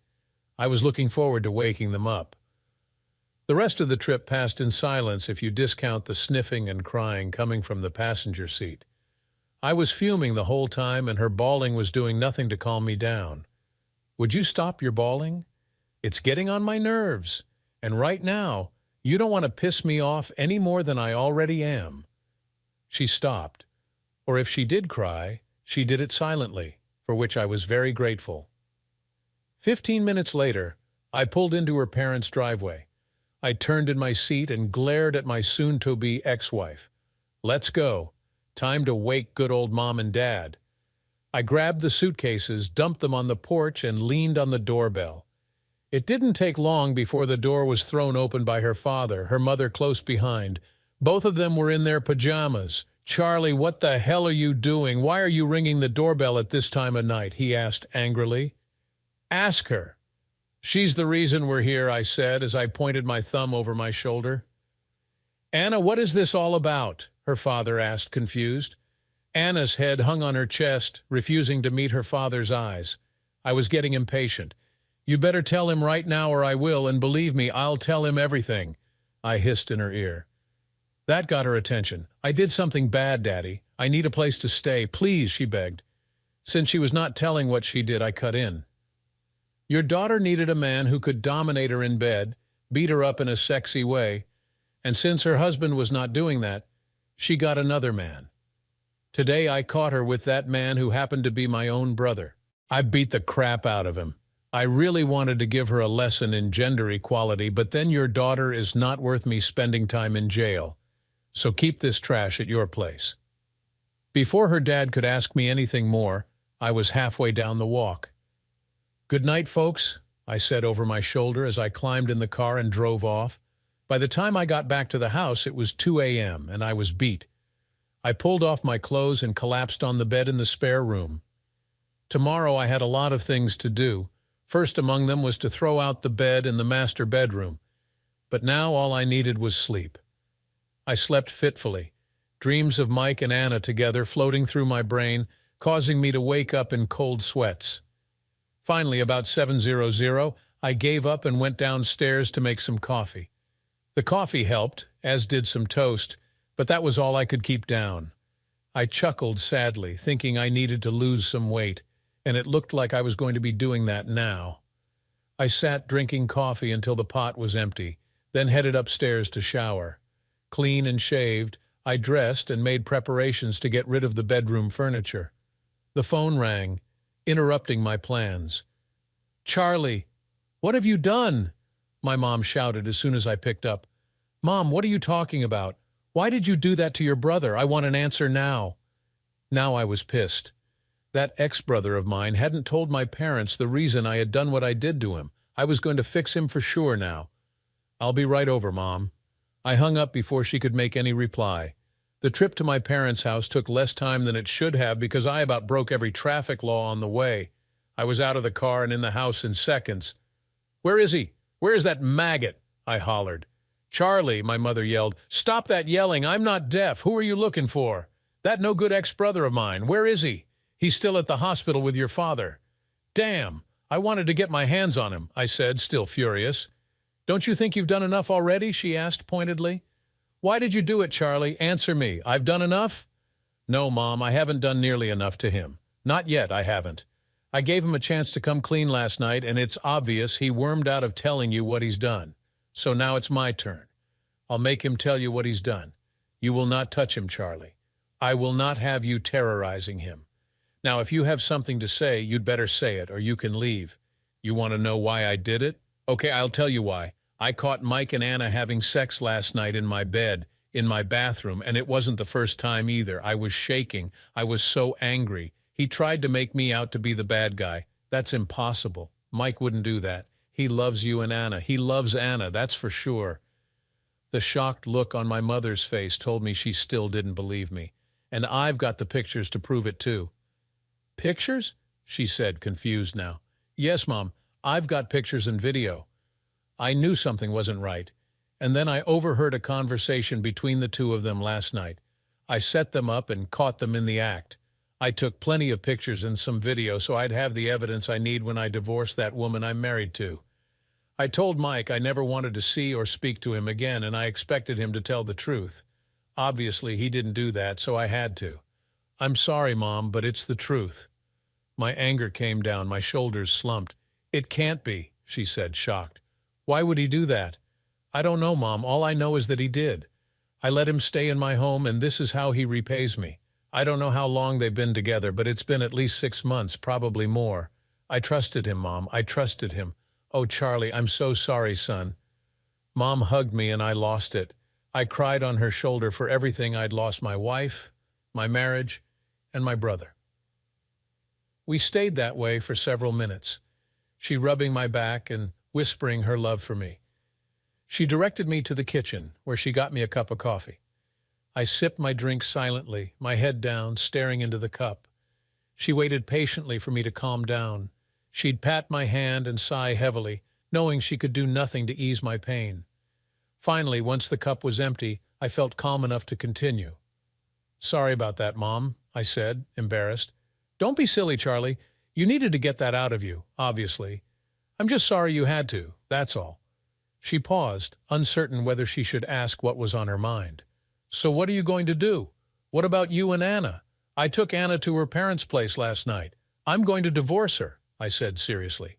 Divorce? Are you sure, Charlie? Anna loves you, she said emphatically. Yeah, right. Anna loves me, all right. She loves me so much she bangs my brother. Charlie Carter, I will not have you using that kind of language no matter how angry you are. I'm sorry, Mom. It's just that every time I think about last night, I get so angry. I'll try not to swear. Mom, I was truly sorry. I had never used that kind of language in front of my parents, ever. I'm sorry, Mom, but I can't abide what Anna has done. It's as simple as that. It was bad enough that she cheated on me, but to do it with a member of my family, my little brother, that's unforgivable. Speaking of your brother, what about him? His family, Charlie. Not anymore, not to me. My brother died last night. The brother I grew up with, the kid I protected from bullies, the kid who asked me to take him into my home, wouldn't do what he did to me. He proved to me that he's no longer the brother I knew, so he's dead to me. I never want to see or speak to him again.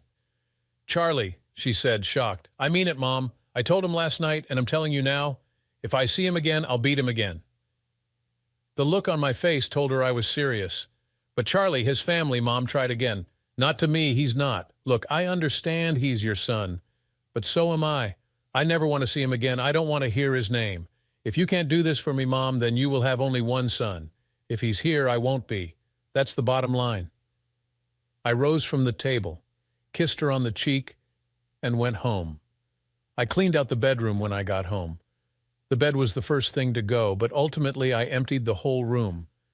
I called the Salvation Army and donated the whole mess to them. Maybe someone would get some happiness out of it, as I certainly couldn't. I moved my stuff to the spare bedroom and put the remainder of Anna's things in garbage bags, storing them in the garage until she could come get them. I went to the hardware store and bought new lock sets since I hadn't gotten Anna's keys last night. Since I had planned to catch them, I had taken a week's vacation, so having to be at work was not an issue, thank goodness, because I was pretty much useless for anything requiring mental sharpness.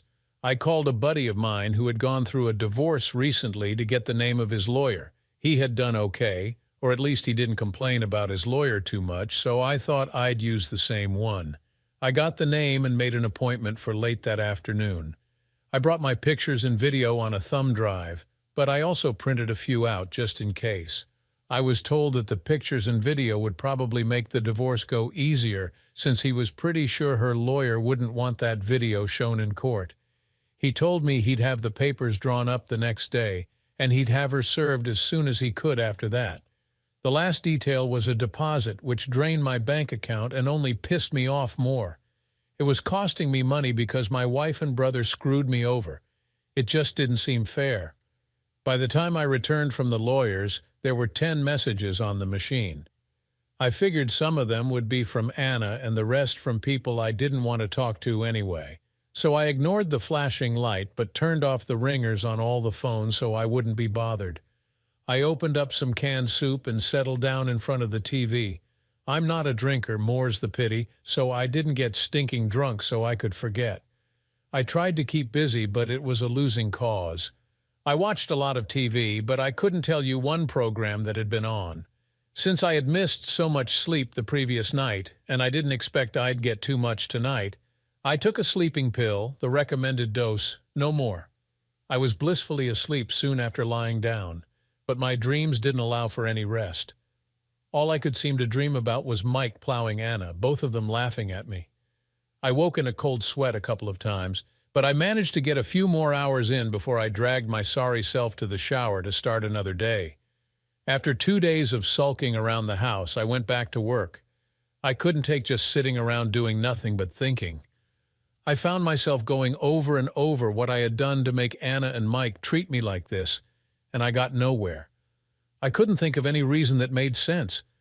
I truly hadn't thought Anna would ever cheat on me. No way. We were very happy, or so I thought. Why Mike did this was even more unfathomable. I'd been his best friend as he was mine ever since we were kids. I never thought he had any attraction to Anna beyond that of a beloved brother-in-law. Of course, I guess what bothered me more than the sex, which was bad enough, was the betrayal of my trust by the woman I loved and my own brother. And that was what I found I couldn't forgive. I was also very confused by the form of their adultery. I suppose you never know the sexual kinks of your family. You don't really discuss them at the dinner table. So I guess Mike could have always been interested in dominating women. Why he had to pick my wife to dominate was a complete mystery. Maybe he saw something in her that gave him a hint that she'd be receptive to his type of advances. As much as I didn't want to know the details of their affair, I'd seen and heard enough to last me a lifetime. I did want to know why she became involved with him in that manner. In spite of my curiosity, I wasn't ready to talk directly to Anna yet. She'd left numerous messages on the machine, begging me to forgive her, that she was so sorry, and all the usual stuff you hear from a cheating spouse after they've been caught. I called my mother and asked her to tell Anna that she could pick up the remainder of her clothes and things from the garage on the coming Saturday, as I was planning to be away the whole day. Mom voiced her displeasure with me, but finally agreed to pass my message along. I left the house very early, around 6:00 a.m., to avoid any chance that Anna would be able to catch me at home. I returned well after midnight for the same reason, going so far as to drive past the house with the lights off to make sure no cars were in the driveway or the garage. Thank God for wireless door openers. As I opened the back door, I saw a note taped to the glass. It was from Anna, of course. I had to give her credit. She was going to take every opportunity to contact me that she could. I tore the note off the glass, debating whether to read it or throw it out. The garbage can won. 3 months after that horrible night, I was finally calm enough to consider meeting with Anna. She'd moved from her parents' home. It was too long a commute to her job, and had rented a studio apartment in the city, or so I'd heard from my mother. I understood why my mother kept in contact with Anna. She was the daughter my mother never had, and they'd always gotten along very well. Mom was almost like a second mother to Anna. They were that close. I also had to give my mother credit. She didn't nag me about Anna. She dropped subtle hints and other bits of information, like that bit about her getting an apartment, into our conversations. I'd ignore them, not giving her the satisfaction of a reaction, and she continued talking as if nothing was amiss. It was an interesting game we played. I also have to say that she and my father respected my demand regarding Mike. No word of him was uttered in my presence while I was at their home, for which I was very grateful. They must have spread the word to our extended family as well, because I never heard any comments from them either, or at least not when they knew I was within earshot. One time I did hear my aunt asking my mother about Mike, but as soon as I made my presence known, both of them clammed up. I smiled and said thanks as I passed through, letting them continue their conversation in peace. So it was that on one of my visits, as I was getting ready to leave, I asked my mother if she'd do me a favor. "Mom, I need a favor." "Of course, honey. What can I do for you?" "I need you to contact Anna for me." "Oh, Charlie, I'm so happy. Hold on, Mom. Hold on. I'm not taking her back. I've decided that I need to hear her out before the divorce becomes final, that's all. Despite what she's done, she deserves a chance to tell me why she did it. Ask her to meet me at the diner on Maple Street at 5:00 on Saturday. If she can't make it, ask her to leave a message on the machine. Diner? You can't have a private conversation there." "It's too loud," she said incredulously. "It's also very public. I don't want her going into the gory details of her affair, and having a bunch of families with kids around should stop any inclination she might have to brag. I just want to know why, not how. If she can't meet me where I want to meet, then to hell with her." I was starting to get upset again, which wasn't a good sign. "Calm down, honey. You don't have to get upset.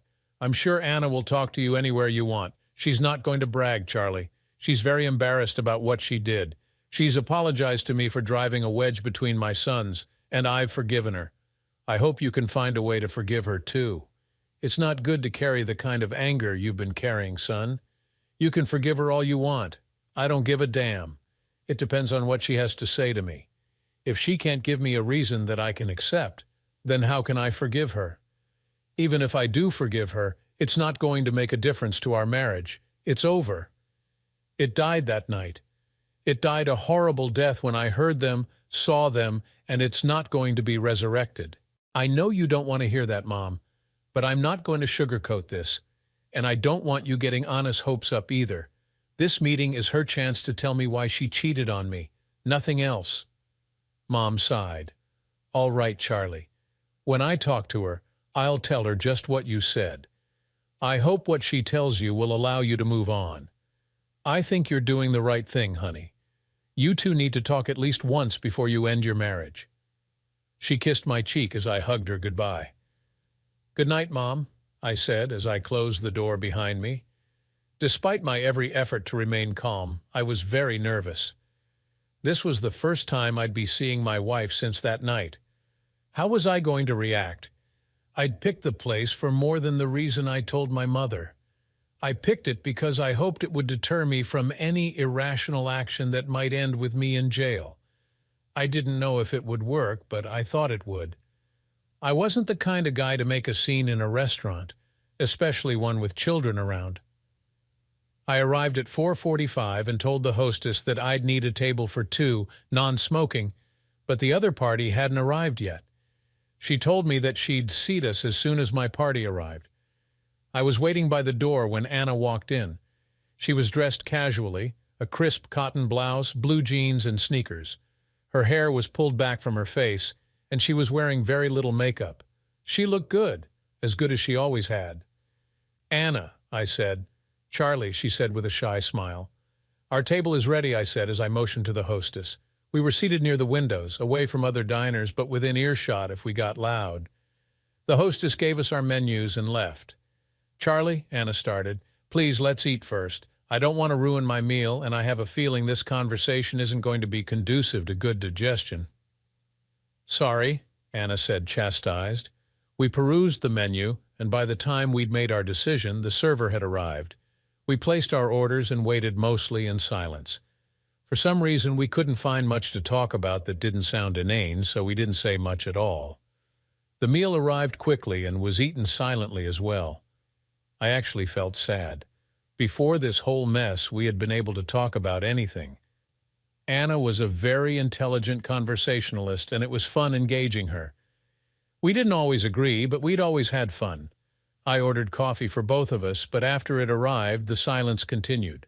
I suppose it was up to me to begin. Why did you screw my brother, Anna? I said simply.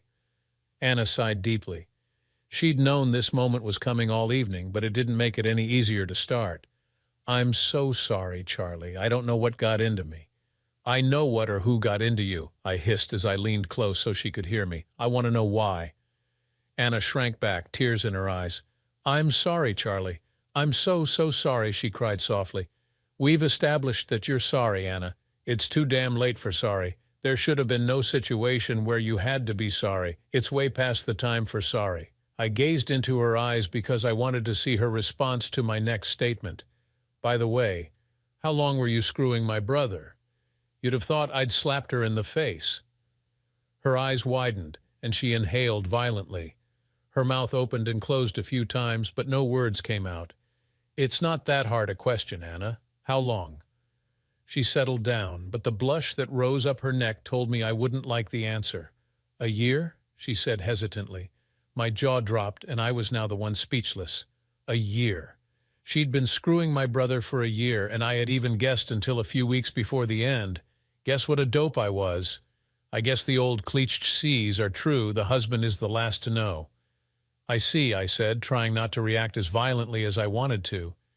The restaurant had filled up more by now, and that was tempering my reaction. I know you want a reason why I cheated, but I really don't have a good one, Charlie. It wasn't a decision I made one day. I didn't get up and tell myself that today I was going to cheat on my husband. Anna sipped her coffee, giving herself time to compose her thoughts. It was just innocent flirting at first. Mike always flirted with me, and you didn't seem to mind. That's when I thought it was innocent fun. That's when I thought my brother and my wife were just friends and family. I never contemplated that either of you would do what you did. I know, she wailed. She glanced down at the table but continued to talk. One day he caught me up against the kitchen sink when I had my hands in the water. When he touched me, he was so rough. I screamed at him, but he just kept it up. He took what he wanted, and all of a sudden it was like a switch had been thrown in my brain. I wanted what he was doing, and I had no control over my body.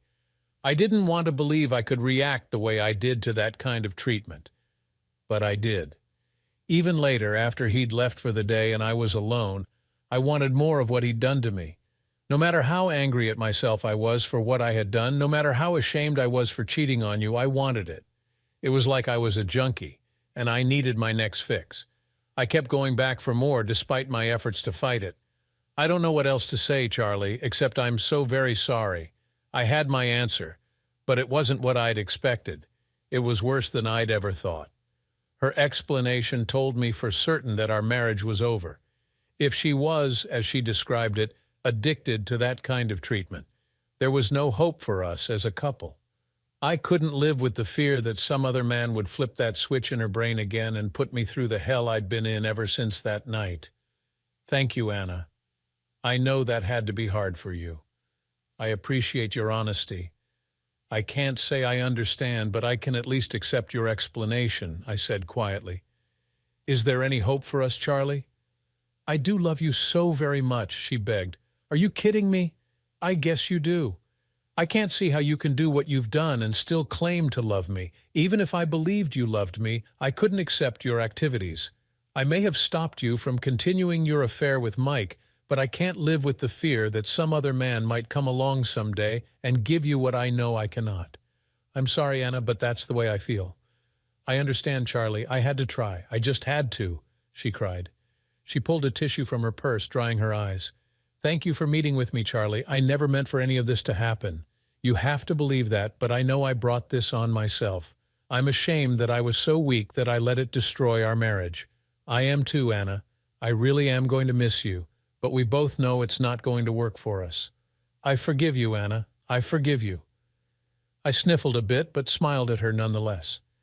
We parted ways, and we both knew we wouldn't keep in touch. She wished me well, and with a quick kiss on the cheek, we went our separate ways. About a year after that horrible night, the divorce was finalized. Wed sold the house and split the profits. We had agreed on the settlement long before the hearing, which was a mere formality. The final decree was mailed to my new apartment a few weeks later. I've been very skittish about women since the divorce. I've had a few dates, but nothing serious. I got into a routine. I worked, I went to the gym to help relieve stress, and I went home day after day, month after month. It's not a bad life, but not what I'd foreseen for myself 2 years ago. I suppose you're wondering if I ever forgave my brother. Never. I saw him once at my parents' home. My dad had to hold me down while he ran for his life out of the house. It has happened twice so far. I did land a few punches the last time I saw him. I kept my word. I guess I have stopped going to my parents' place without notice. I don't want to end up in jail. I knew I couldn't look at him without being saddened by his action. It was easier for me to remember him as my little brother, who I loved as a kid, rather than as the man I'd found in my home that night.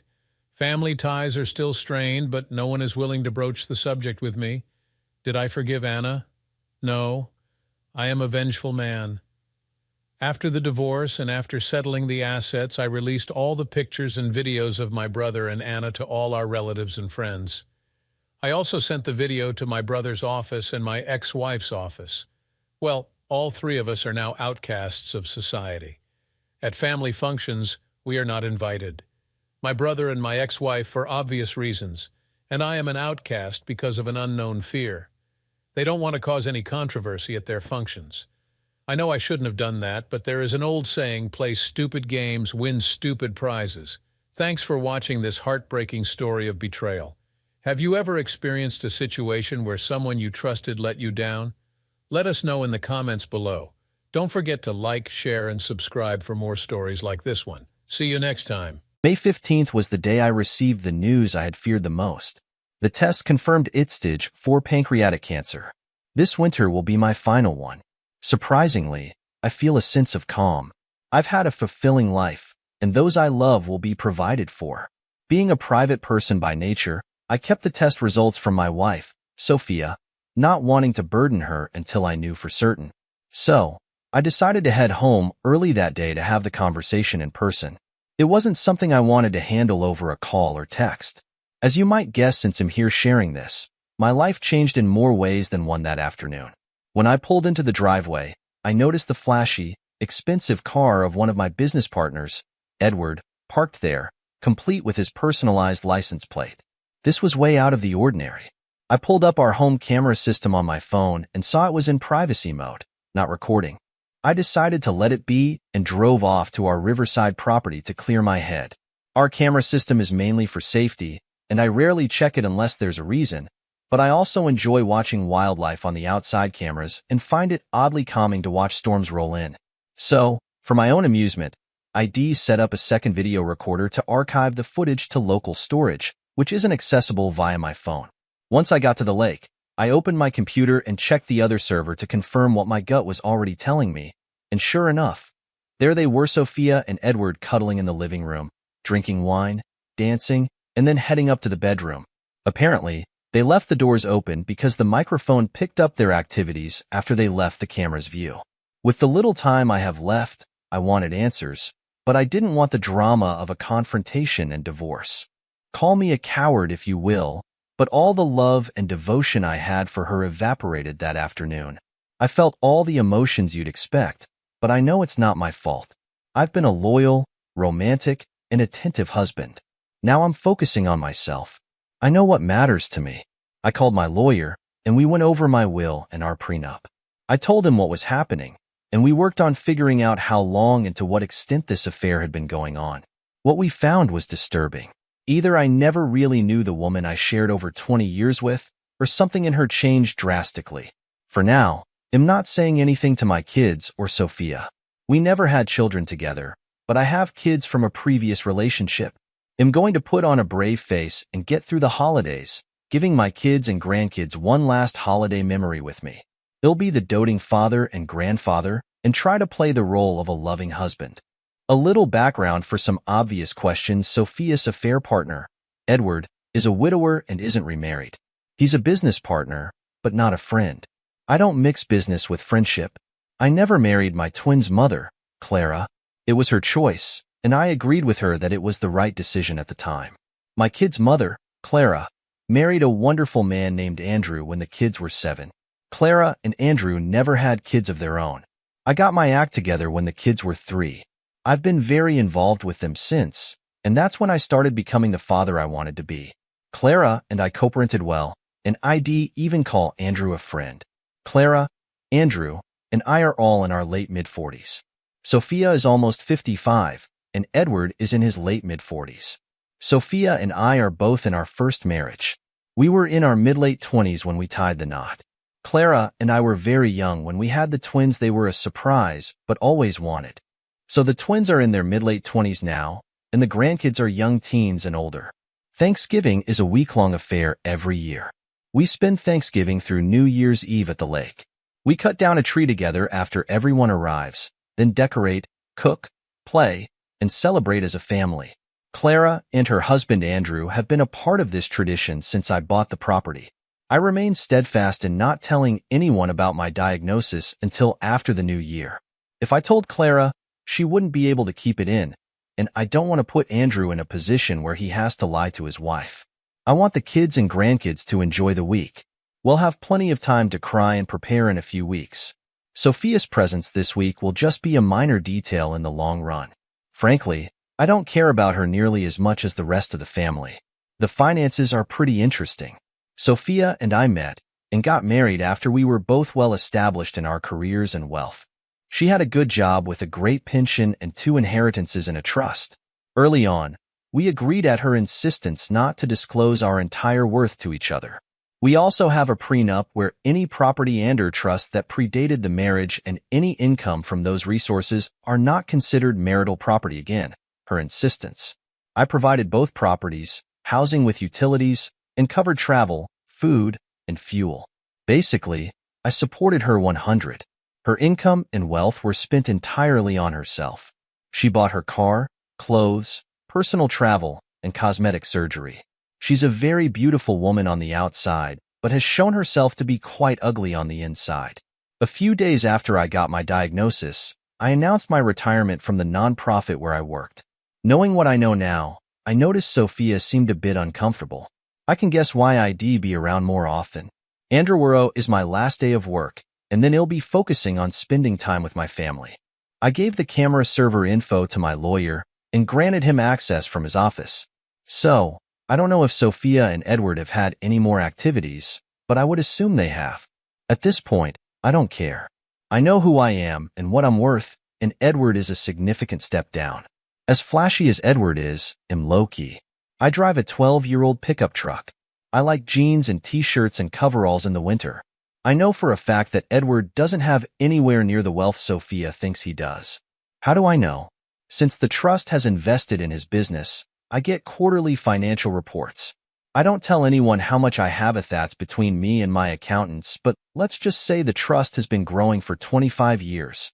I live a modest life, and there's enough for my great-great-grandchildren to enjoy the riverside property and have their education paid for. Once Sophia realizes what she's lost, that will be her reckoning. I just won't be around to see it. May got really busy. We did our usual social rounds these last weekends. Edward was at one of the parties. It was hard not to keep an eye on Sophia and him. I don't think they noticed.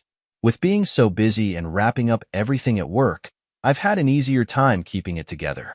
Sophia hasn't expressed anything that would lead me to conclude that she knows I know.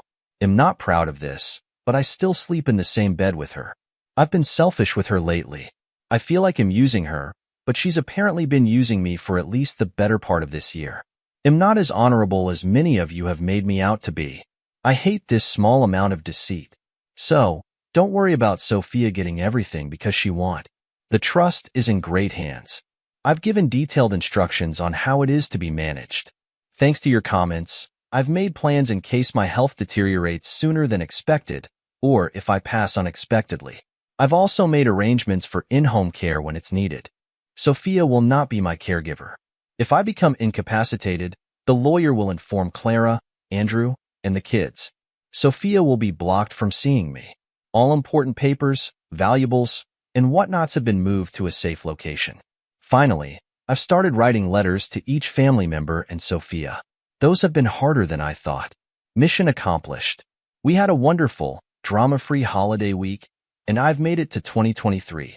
Apologies in advance, but I find humor about my condition helps me cope. I'm finding him being a bit selfish lately. Everyone left yesterday afternoon, so I only have a few updates. I'm not going to talk about my week with my family. That's something for me to cherish. Observations about Sophia this week. I honestly think this is the first time she stepped out on me.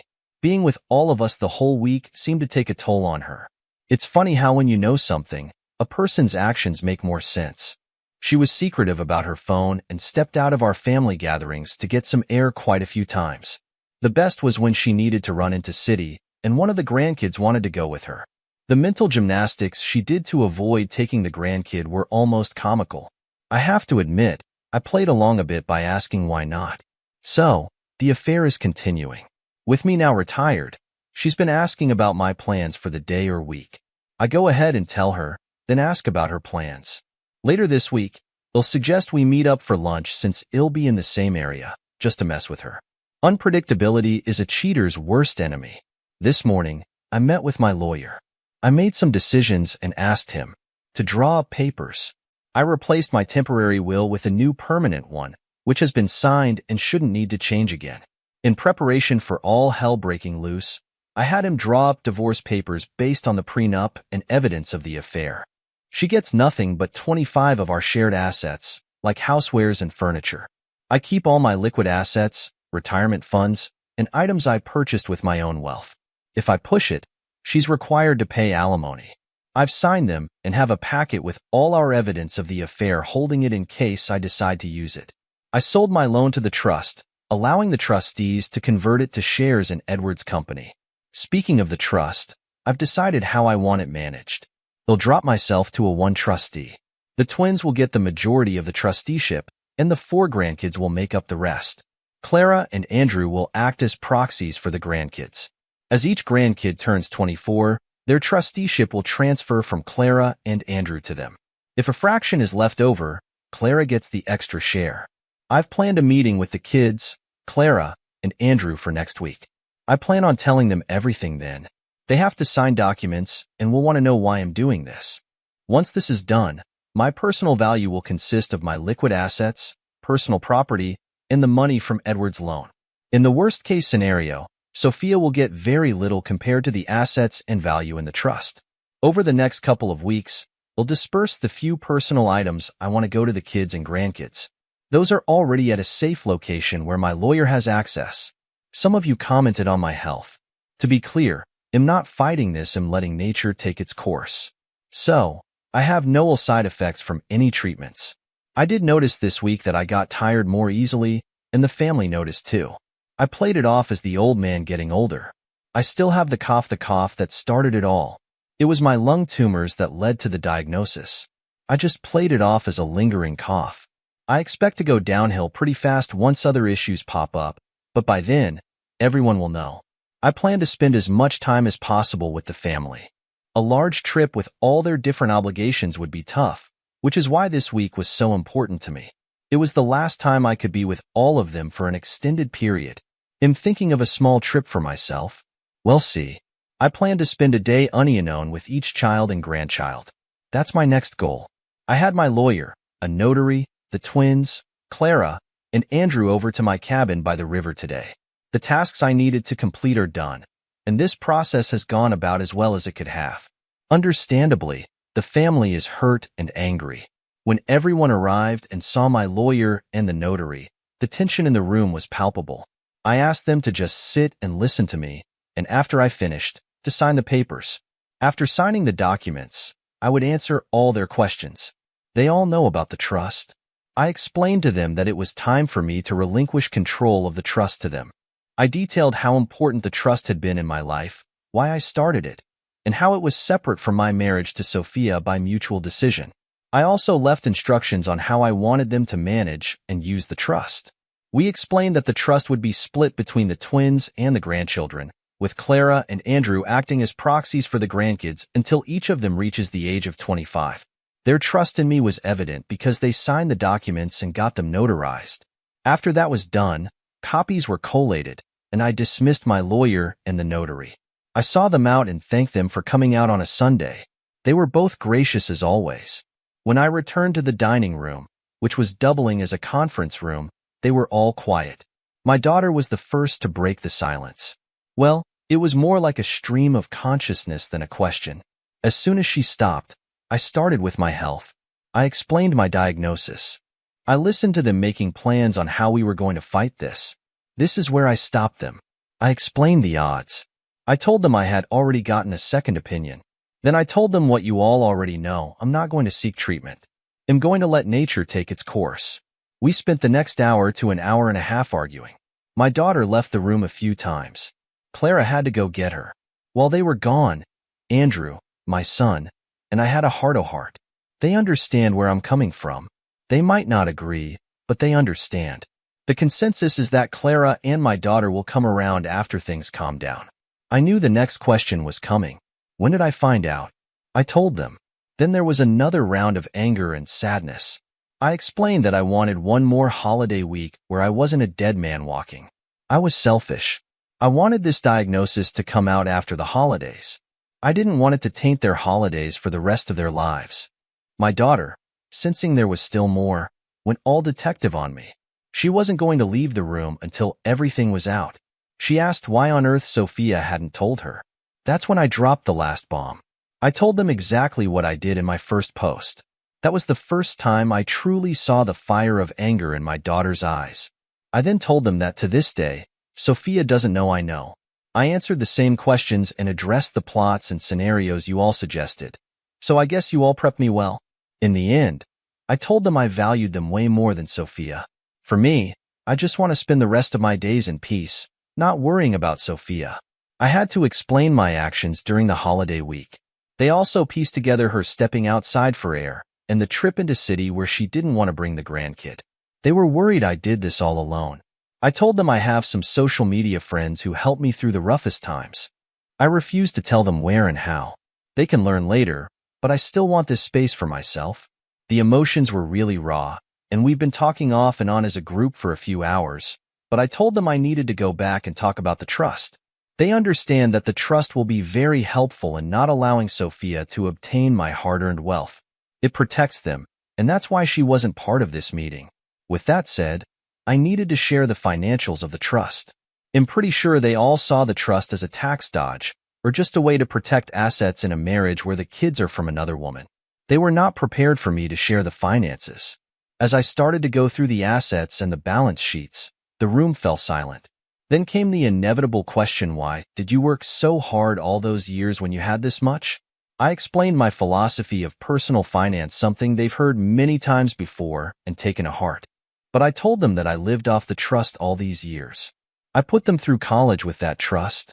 I made time in my life for them with that trust, and I was able to work for a nonprofit basically for free because of that trust.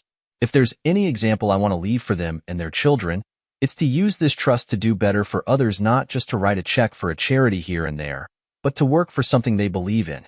In my years with this nonprofit, I've accomplished so much more by training others and building relationships than just writing a check ever could. I'm not happy that today everyone's lives at that table changed in so many ways, good and bad, because of me. It wasn't the way I wanted it to happen, but it's done. They know all of it. I begged and pleaded that they let me deal with Sophia and not talk about the trust with anyone. We'll run a status quo for now. When I get sicker, things will change. They all agreed. We spent the next few hours making a meal, talking, crying, laughing, and breaking into smaller groups. They all left about an hour ago, but I expect the twins to come back. I know they'll let their spouses in on what's going on. That's just the way they are, and I love my two in-laws very much. I knew that last night was my last quiet night. I feel a weight lifted, but replaced with another weight of worry. Just a quick update, I was surprised by a visit from one of Sophia's girlfriends. She's about the same age as Sophia. Her name is Rachel, and she was with Sophia last week on their girls' night out. In fact, the girls' night was at Rachel's house. If you've read my comments, you'd know that last week, Sophia came home very intoxicated. She used a rideshare. Rachel is an old friend of Sophia's.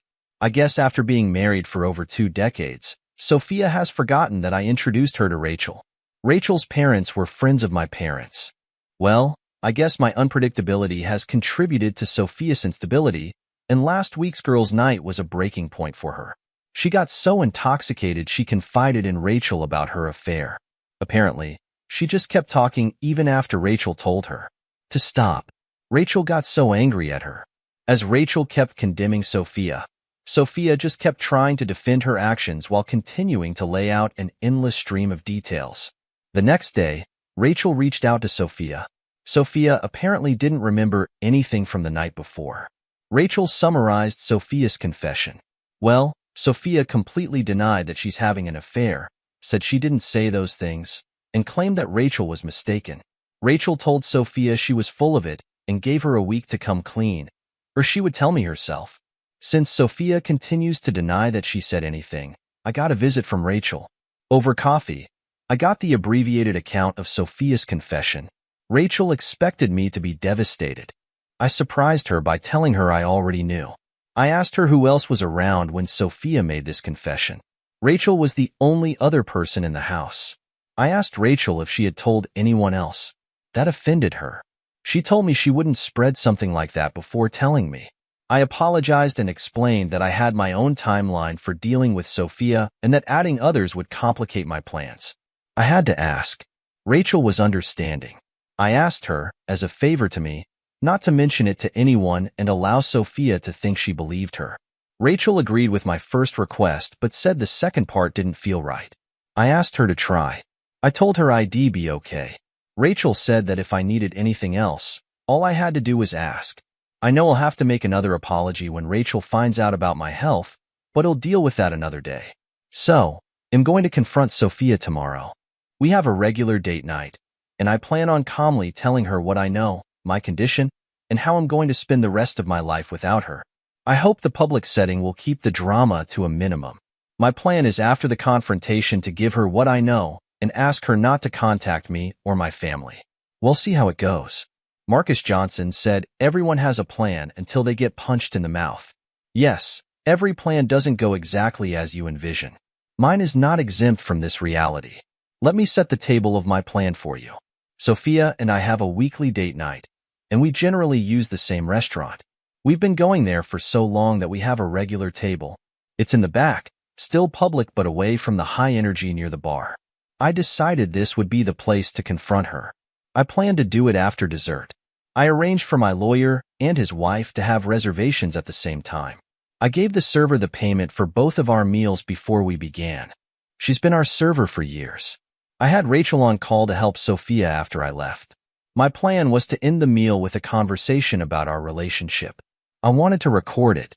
Then I would confront her, tell her how I knew about the affair, inform her of my diagnosis, and explain my plan for the future. I would give her a letter asking her not to contact me or my family or come to the cabin by the river. The letter would be witnessed. I would also leave her a briefcase full of evidence along with the divorce papers.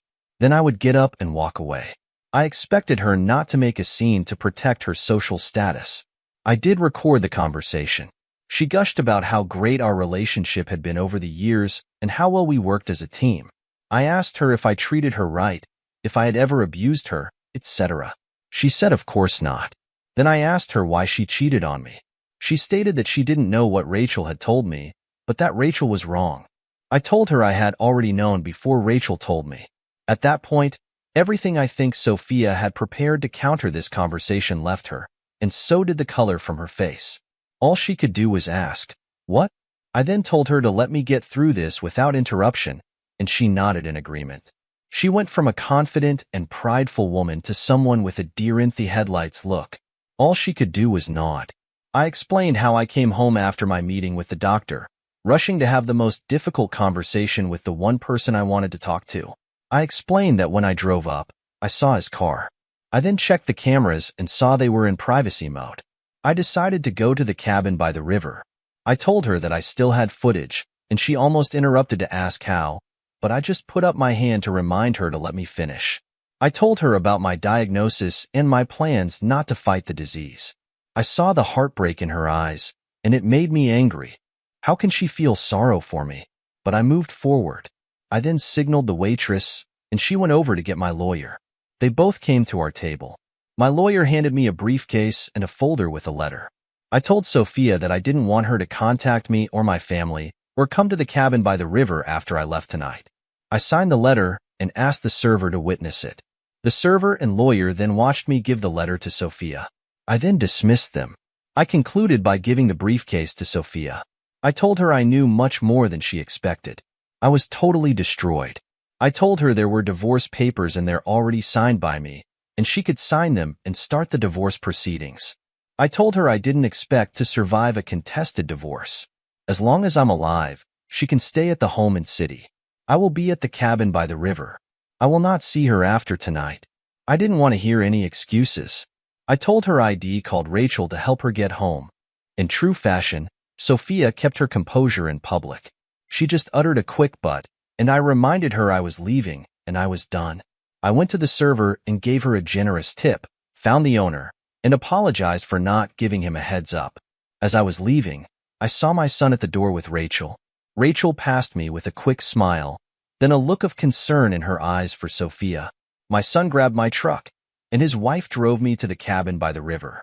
My son and his wife stayed with me Friday night. I finally got them to go home at midnight.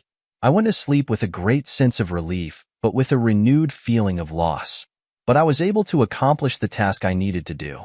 The family came to the cabin by the river on Saturday to make sure I was okay. I felt a bit coddled, but it was a good day until Rachel came by in the afternoon. She said that Sophia fell apart Friday night, but contacted her affair partner on Saturday. After the conversation, Sophia realized she was just being used by him and was in a really bad state.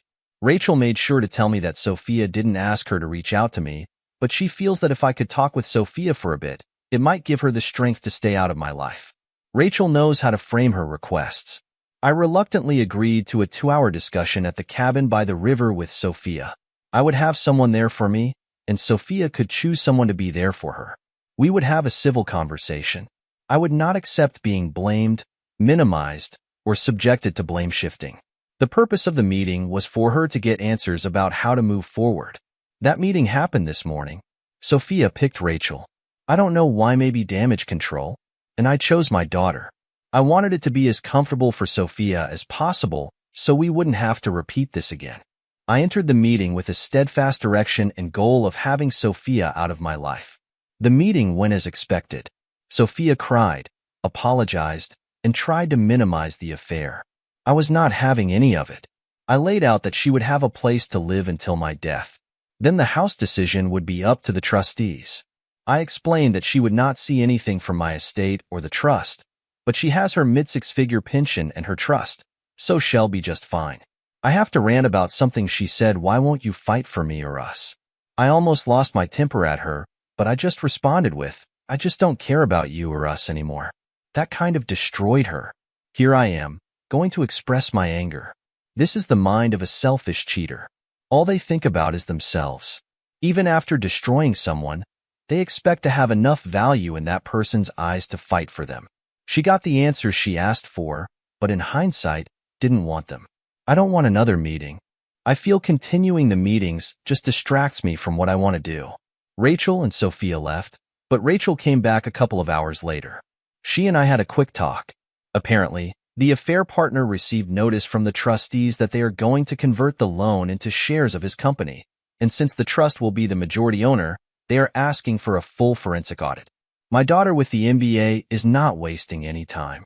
Well, I guess when Sophia went to him for comfort, she realized what I already suspected.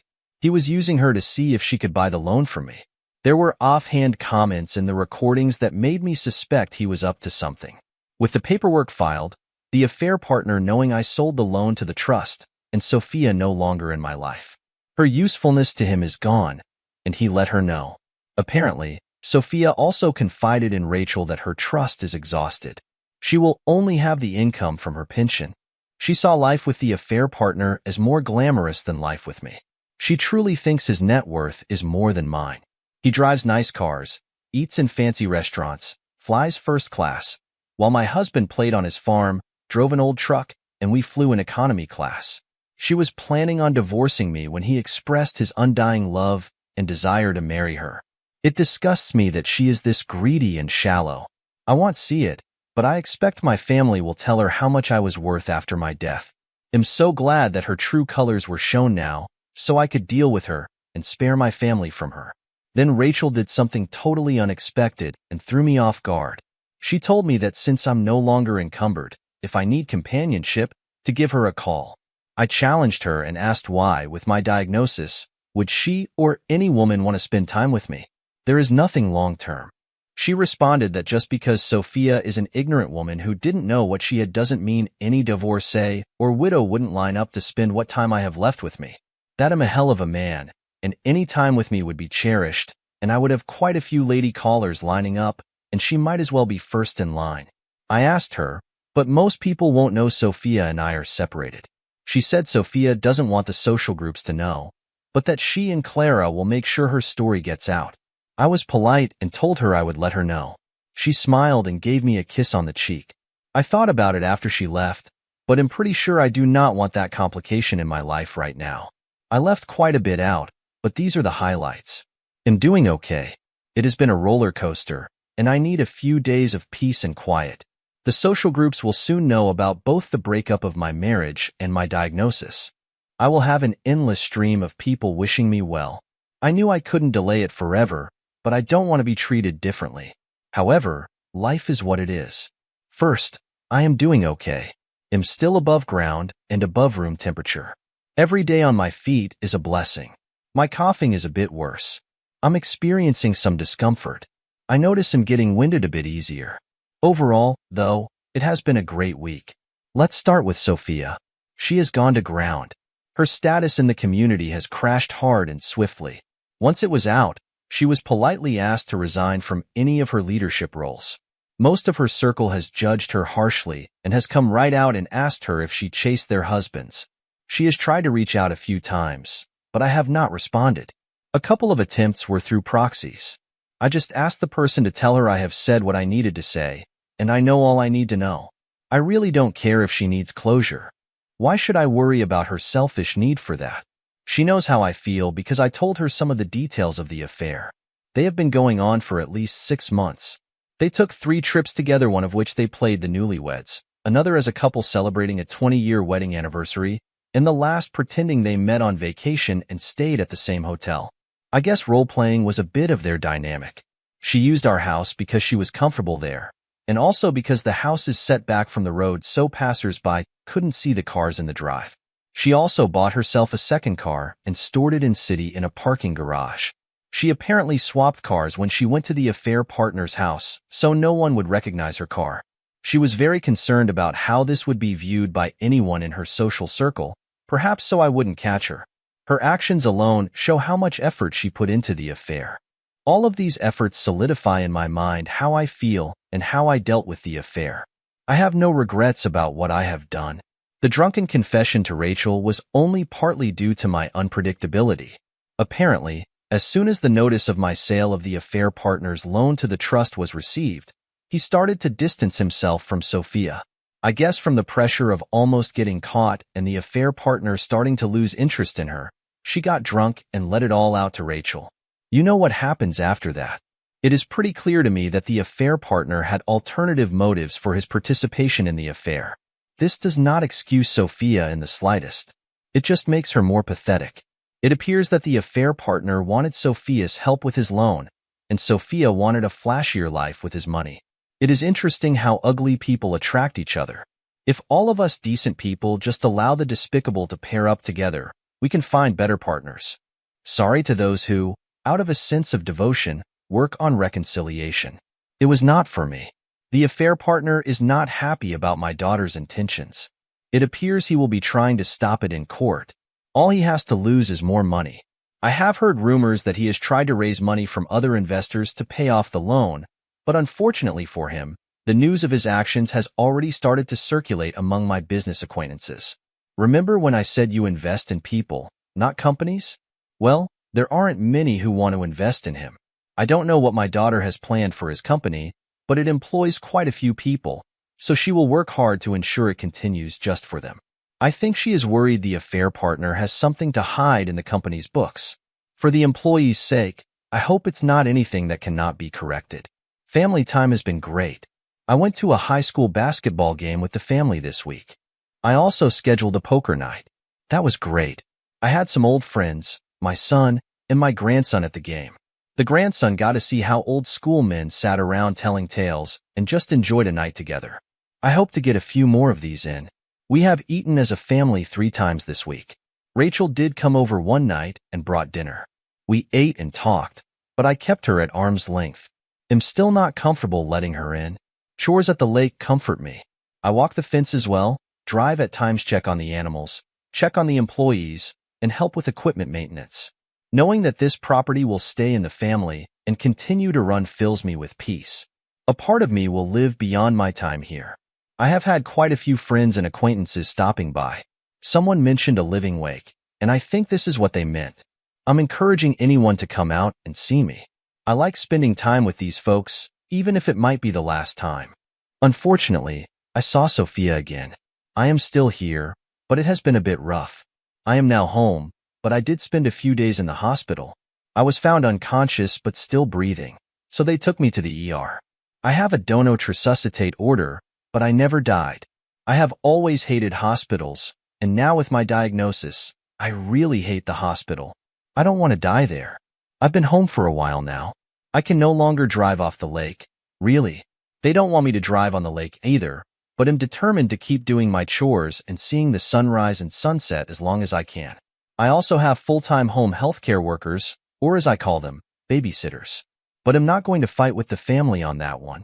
So, basically, I don't remember anything until I woke up in the hospital. Most of my family and Rachel were in the room. I was stable by then, and the doctors just wanted to observe me for a day or two and, of course, run more tests to be sure. I had either my twins, Clara, or Rachel with me almost the entire time. There was one night when no one was with me, and I woke up with Sophia in my room. I guess she pulled the wife card on a duty nurse who didn't know not to let her in. I was tired, but she was playing the sweet and devoted wife. I don't know why. Then, when I realized she was holding my hand and stroking my head, I pulled away. She was hurt. She then started a new refrain of being so sorry. She didn't mean anything. She said to him she was trying to use him, etc. I just sat there, not engaging. This upset her. She demanded that I talk to her. She was just loud enough to catch the nurse's attention. The nurse noticed Sophia's demeanor and my discomfort. The nurse was smooth. She told Sophia to wait outside because she needed to perform some checks. Once Sophia was out of the room and the door was closed, the nurse asked me if I was okay. I told her that Sophia was my ex-wife, and there should be notes indicating she is not allowed. She apologized and asked me what she could do to limit my stress. I asked her to call my emergency contacts. She did, and in about 45 minutes, Clara, my daughter, and Rachel walked into the room. By then, Sophia was back and still spewing her nonsense, but at a very quiet level. Once Sophia saw them, she knew she needed to leave. I quietly asked her to just go. None of the other patients deserved her making a scene, to stop thinking about herself and just leave. I am very thankful that she quietly left, but she first gave me a quick peck on the forehead. I recoiled a bit, but if I have to accept that for the peace of the other patients, so be it. The women in my life profusely apologized to me. Honestly, I cannot be mad at them. They have their own lives. They all figured out a schedule to make sure that I was not left alone again. I'm sure my daughter thanked the nurse for calling them while at the same time letting the staff know her anger for letting Sophia in when they had specific instructions to the contrary. This event just shows me that Sophia is like a drowning person. She is just grabbing for anything. I'm not special in her eyes. She just sees me as something that she can use to keep afloat. After every contact with Sophia, I just see how much darker and black her soul is. The affair partner is still as much of a jackass as he was before. His accounting department has seen where the wind is blowing, and in meetings with my daughter, they pretty much gave her the entire picture. There is no criminal conduct by the affair partner in his business. It is clear that he was using every perk and loophole to increase his income over his base pay at the expense of the bottom line. So, when my daughter takes control, he will realize a 60% reduction in value to him from the company, and that really pisses him off. I have a feeling she might just outright fire him and move him to a silent minority owner role, so his flashy lifestyle is going to hit a brick wall. He has threatened lawsuits but has not brought any action yet. I think his credit and reputation in the area are shot to hell. Rachel has become a more permanent fixture in my life. I have to say I don't mind the company and companionship. Maybe she is wearing me down. She has been staying over several days a week. I hope to bounce back sooner rather than later, but since I cannot drive anymore, I am going to have to lean on others more. This is uncharted territory for me. Rachel has been eagerly volunteering to support me in this area. And before you ask, no, there is nothing physical between us other than sitting close together. Time to start dinner and relax this evening. Again, thank you all for all of your support. I will try to go back and respond to all of your messages. They mean so much to me. I am sorry to have to tell you all my dad passed away this past week. One of his requests was to give you your letter from him. Well, if you are reading this letter, you know that my time here has come to an end. As many of you suggested, I wrote letters to all of my family members and created videos for them as well. That got me thinking that I needed to write one final letter. That letter is to all of you. I want to thank you all for your support and suggestions. This short time has been so important to me and will clearly be important to my family long after I am gone. You have helped me achieve my final gift to myself and to my family that last Thanksgiving week as a family. Without having somewhere to vent and gain support, I would have had to turn to my family, and doing that would have meant abandoning my goal. My family might not see it as a gift right now, but they will in the future. I cannot tell you how much I enjoyed making those little videos. My family will have another small piece of me, and that is thanks to you all. I would not have done any of those silly little videos without your suggestions and encouragement. Honestly, I would not have even thought of it. I do have one request for all of you. My family will be going through many emotions. I know that part of putting my story out there is for you all to want a conclusion. Please allow my family to grieve and keep the requests for updates to an acceptable minimum. I've asked them to give you this letter, and if they feel they can, to give a final update on Sophia. That final update is up to them. I have asked them. I just ask you all to be patient. Finally, I wish you all the best, all of the love I can provide from the great beyond. Remember, none of us are promised tomorrow. Know yourself and be good to those around you. I hope none of you suffer the road I had to walk, but if you do, I will, in any way I can, walk it with you. Remember, you all are worth so much. Never let anyone tell you anything different. I will send as many virtual hugs as I can from wherever I end up. Saying thank you at times feels so inadequate, but it is the words I have right now. Thank you. I hope we meet in the beyond, just not too soon. Just to make it clear, I am the daughter. Some of you assumed that my brother posted his letter in the last post, but that was me as well. I am glad Dad left you all the letter he got to say what he wanted to say. Okay, on to the updates. Dad did not suffer as others with his diagnosis do. He passed quietly in his sleep. Dad had prearranged that no matter what his final moments were, he wanted an autopsy. He did not want his disease or death to be used by Sophia to contest any of his arrangements. He had made arrangements and paid for it out of his estate. It was just like him to plan for everything. It turns out that he died of a heart attack. So I take solace that with all the pain he had to deal with, there was some mercy in the end. Per his wish, he was cremated. Some of his ashes were placed with a headstone in an old cemetery on the riverside property. The rest of his ashes were spread while planting this spring. He got his wish to be part of the land he loved so much. We had the memorial on the lake, so Sophia was nowhere to be found. The funeral home had arranged for security, so if Sophia tried to come in, none of the family was any wiser. One idea that Dad kept trying to sell us on was having all of us move to the riverside property. He had already plotted out home sites. His hope was that we would all come live on the land when he retired. He had been talking about that for at least 10 years, and we all just humored him but did not take it seriously. Looking back, we did not think Sophia would ever live on the property permanently, and now knowing what we know, I am so angry with myself for allowing that woman to have so much influence. Well, starting this year, we will be building new homes on the property.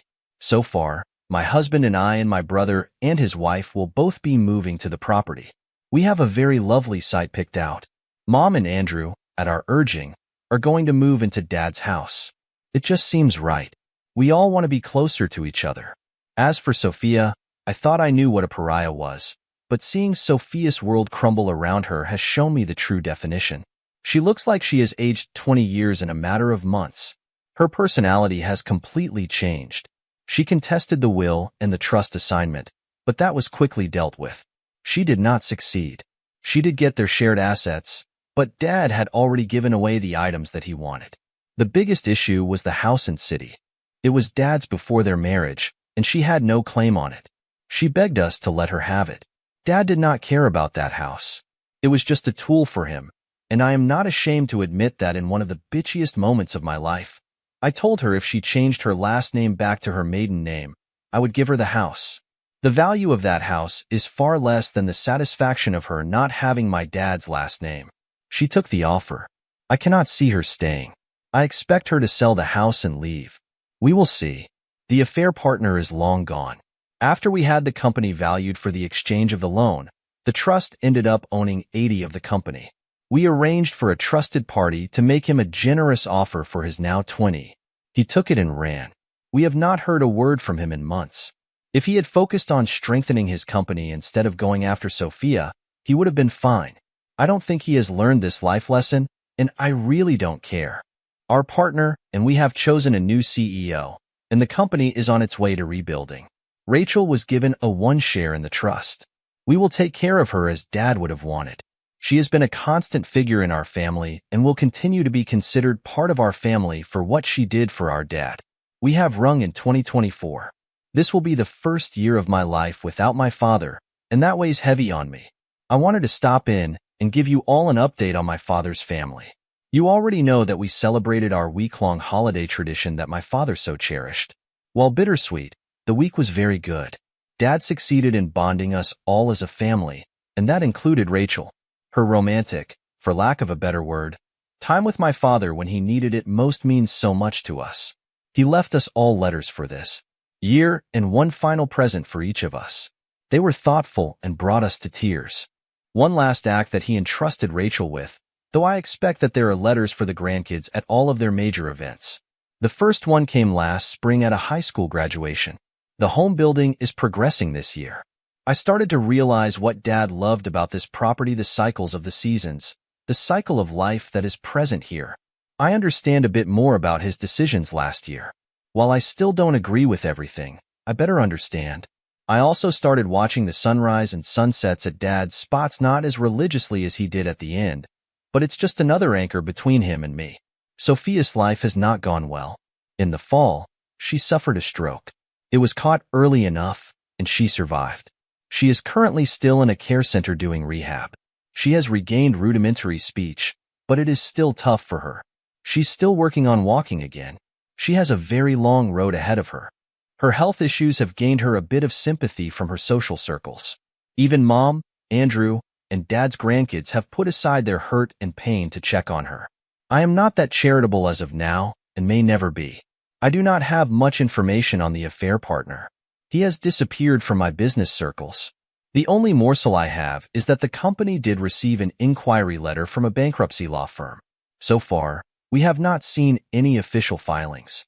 As for the company, without his leadership and financial anchor, the company is in the black. We got the debt manageable and gave every employee a nice bonus. Thanks for watching. What would you do if you discovered your partner's betrayal while facing a terminal illness? Let us know in the comments. Don't forget to like, subscribe, and hit the bell for more stories like this one.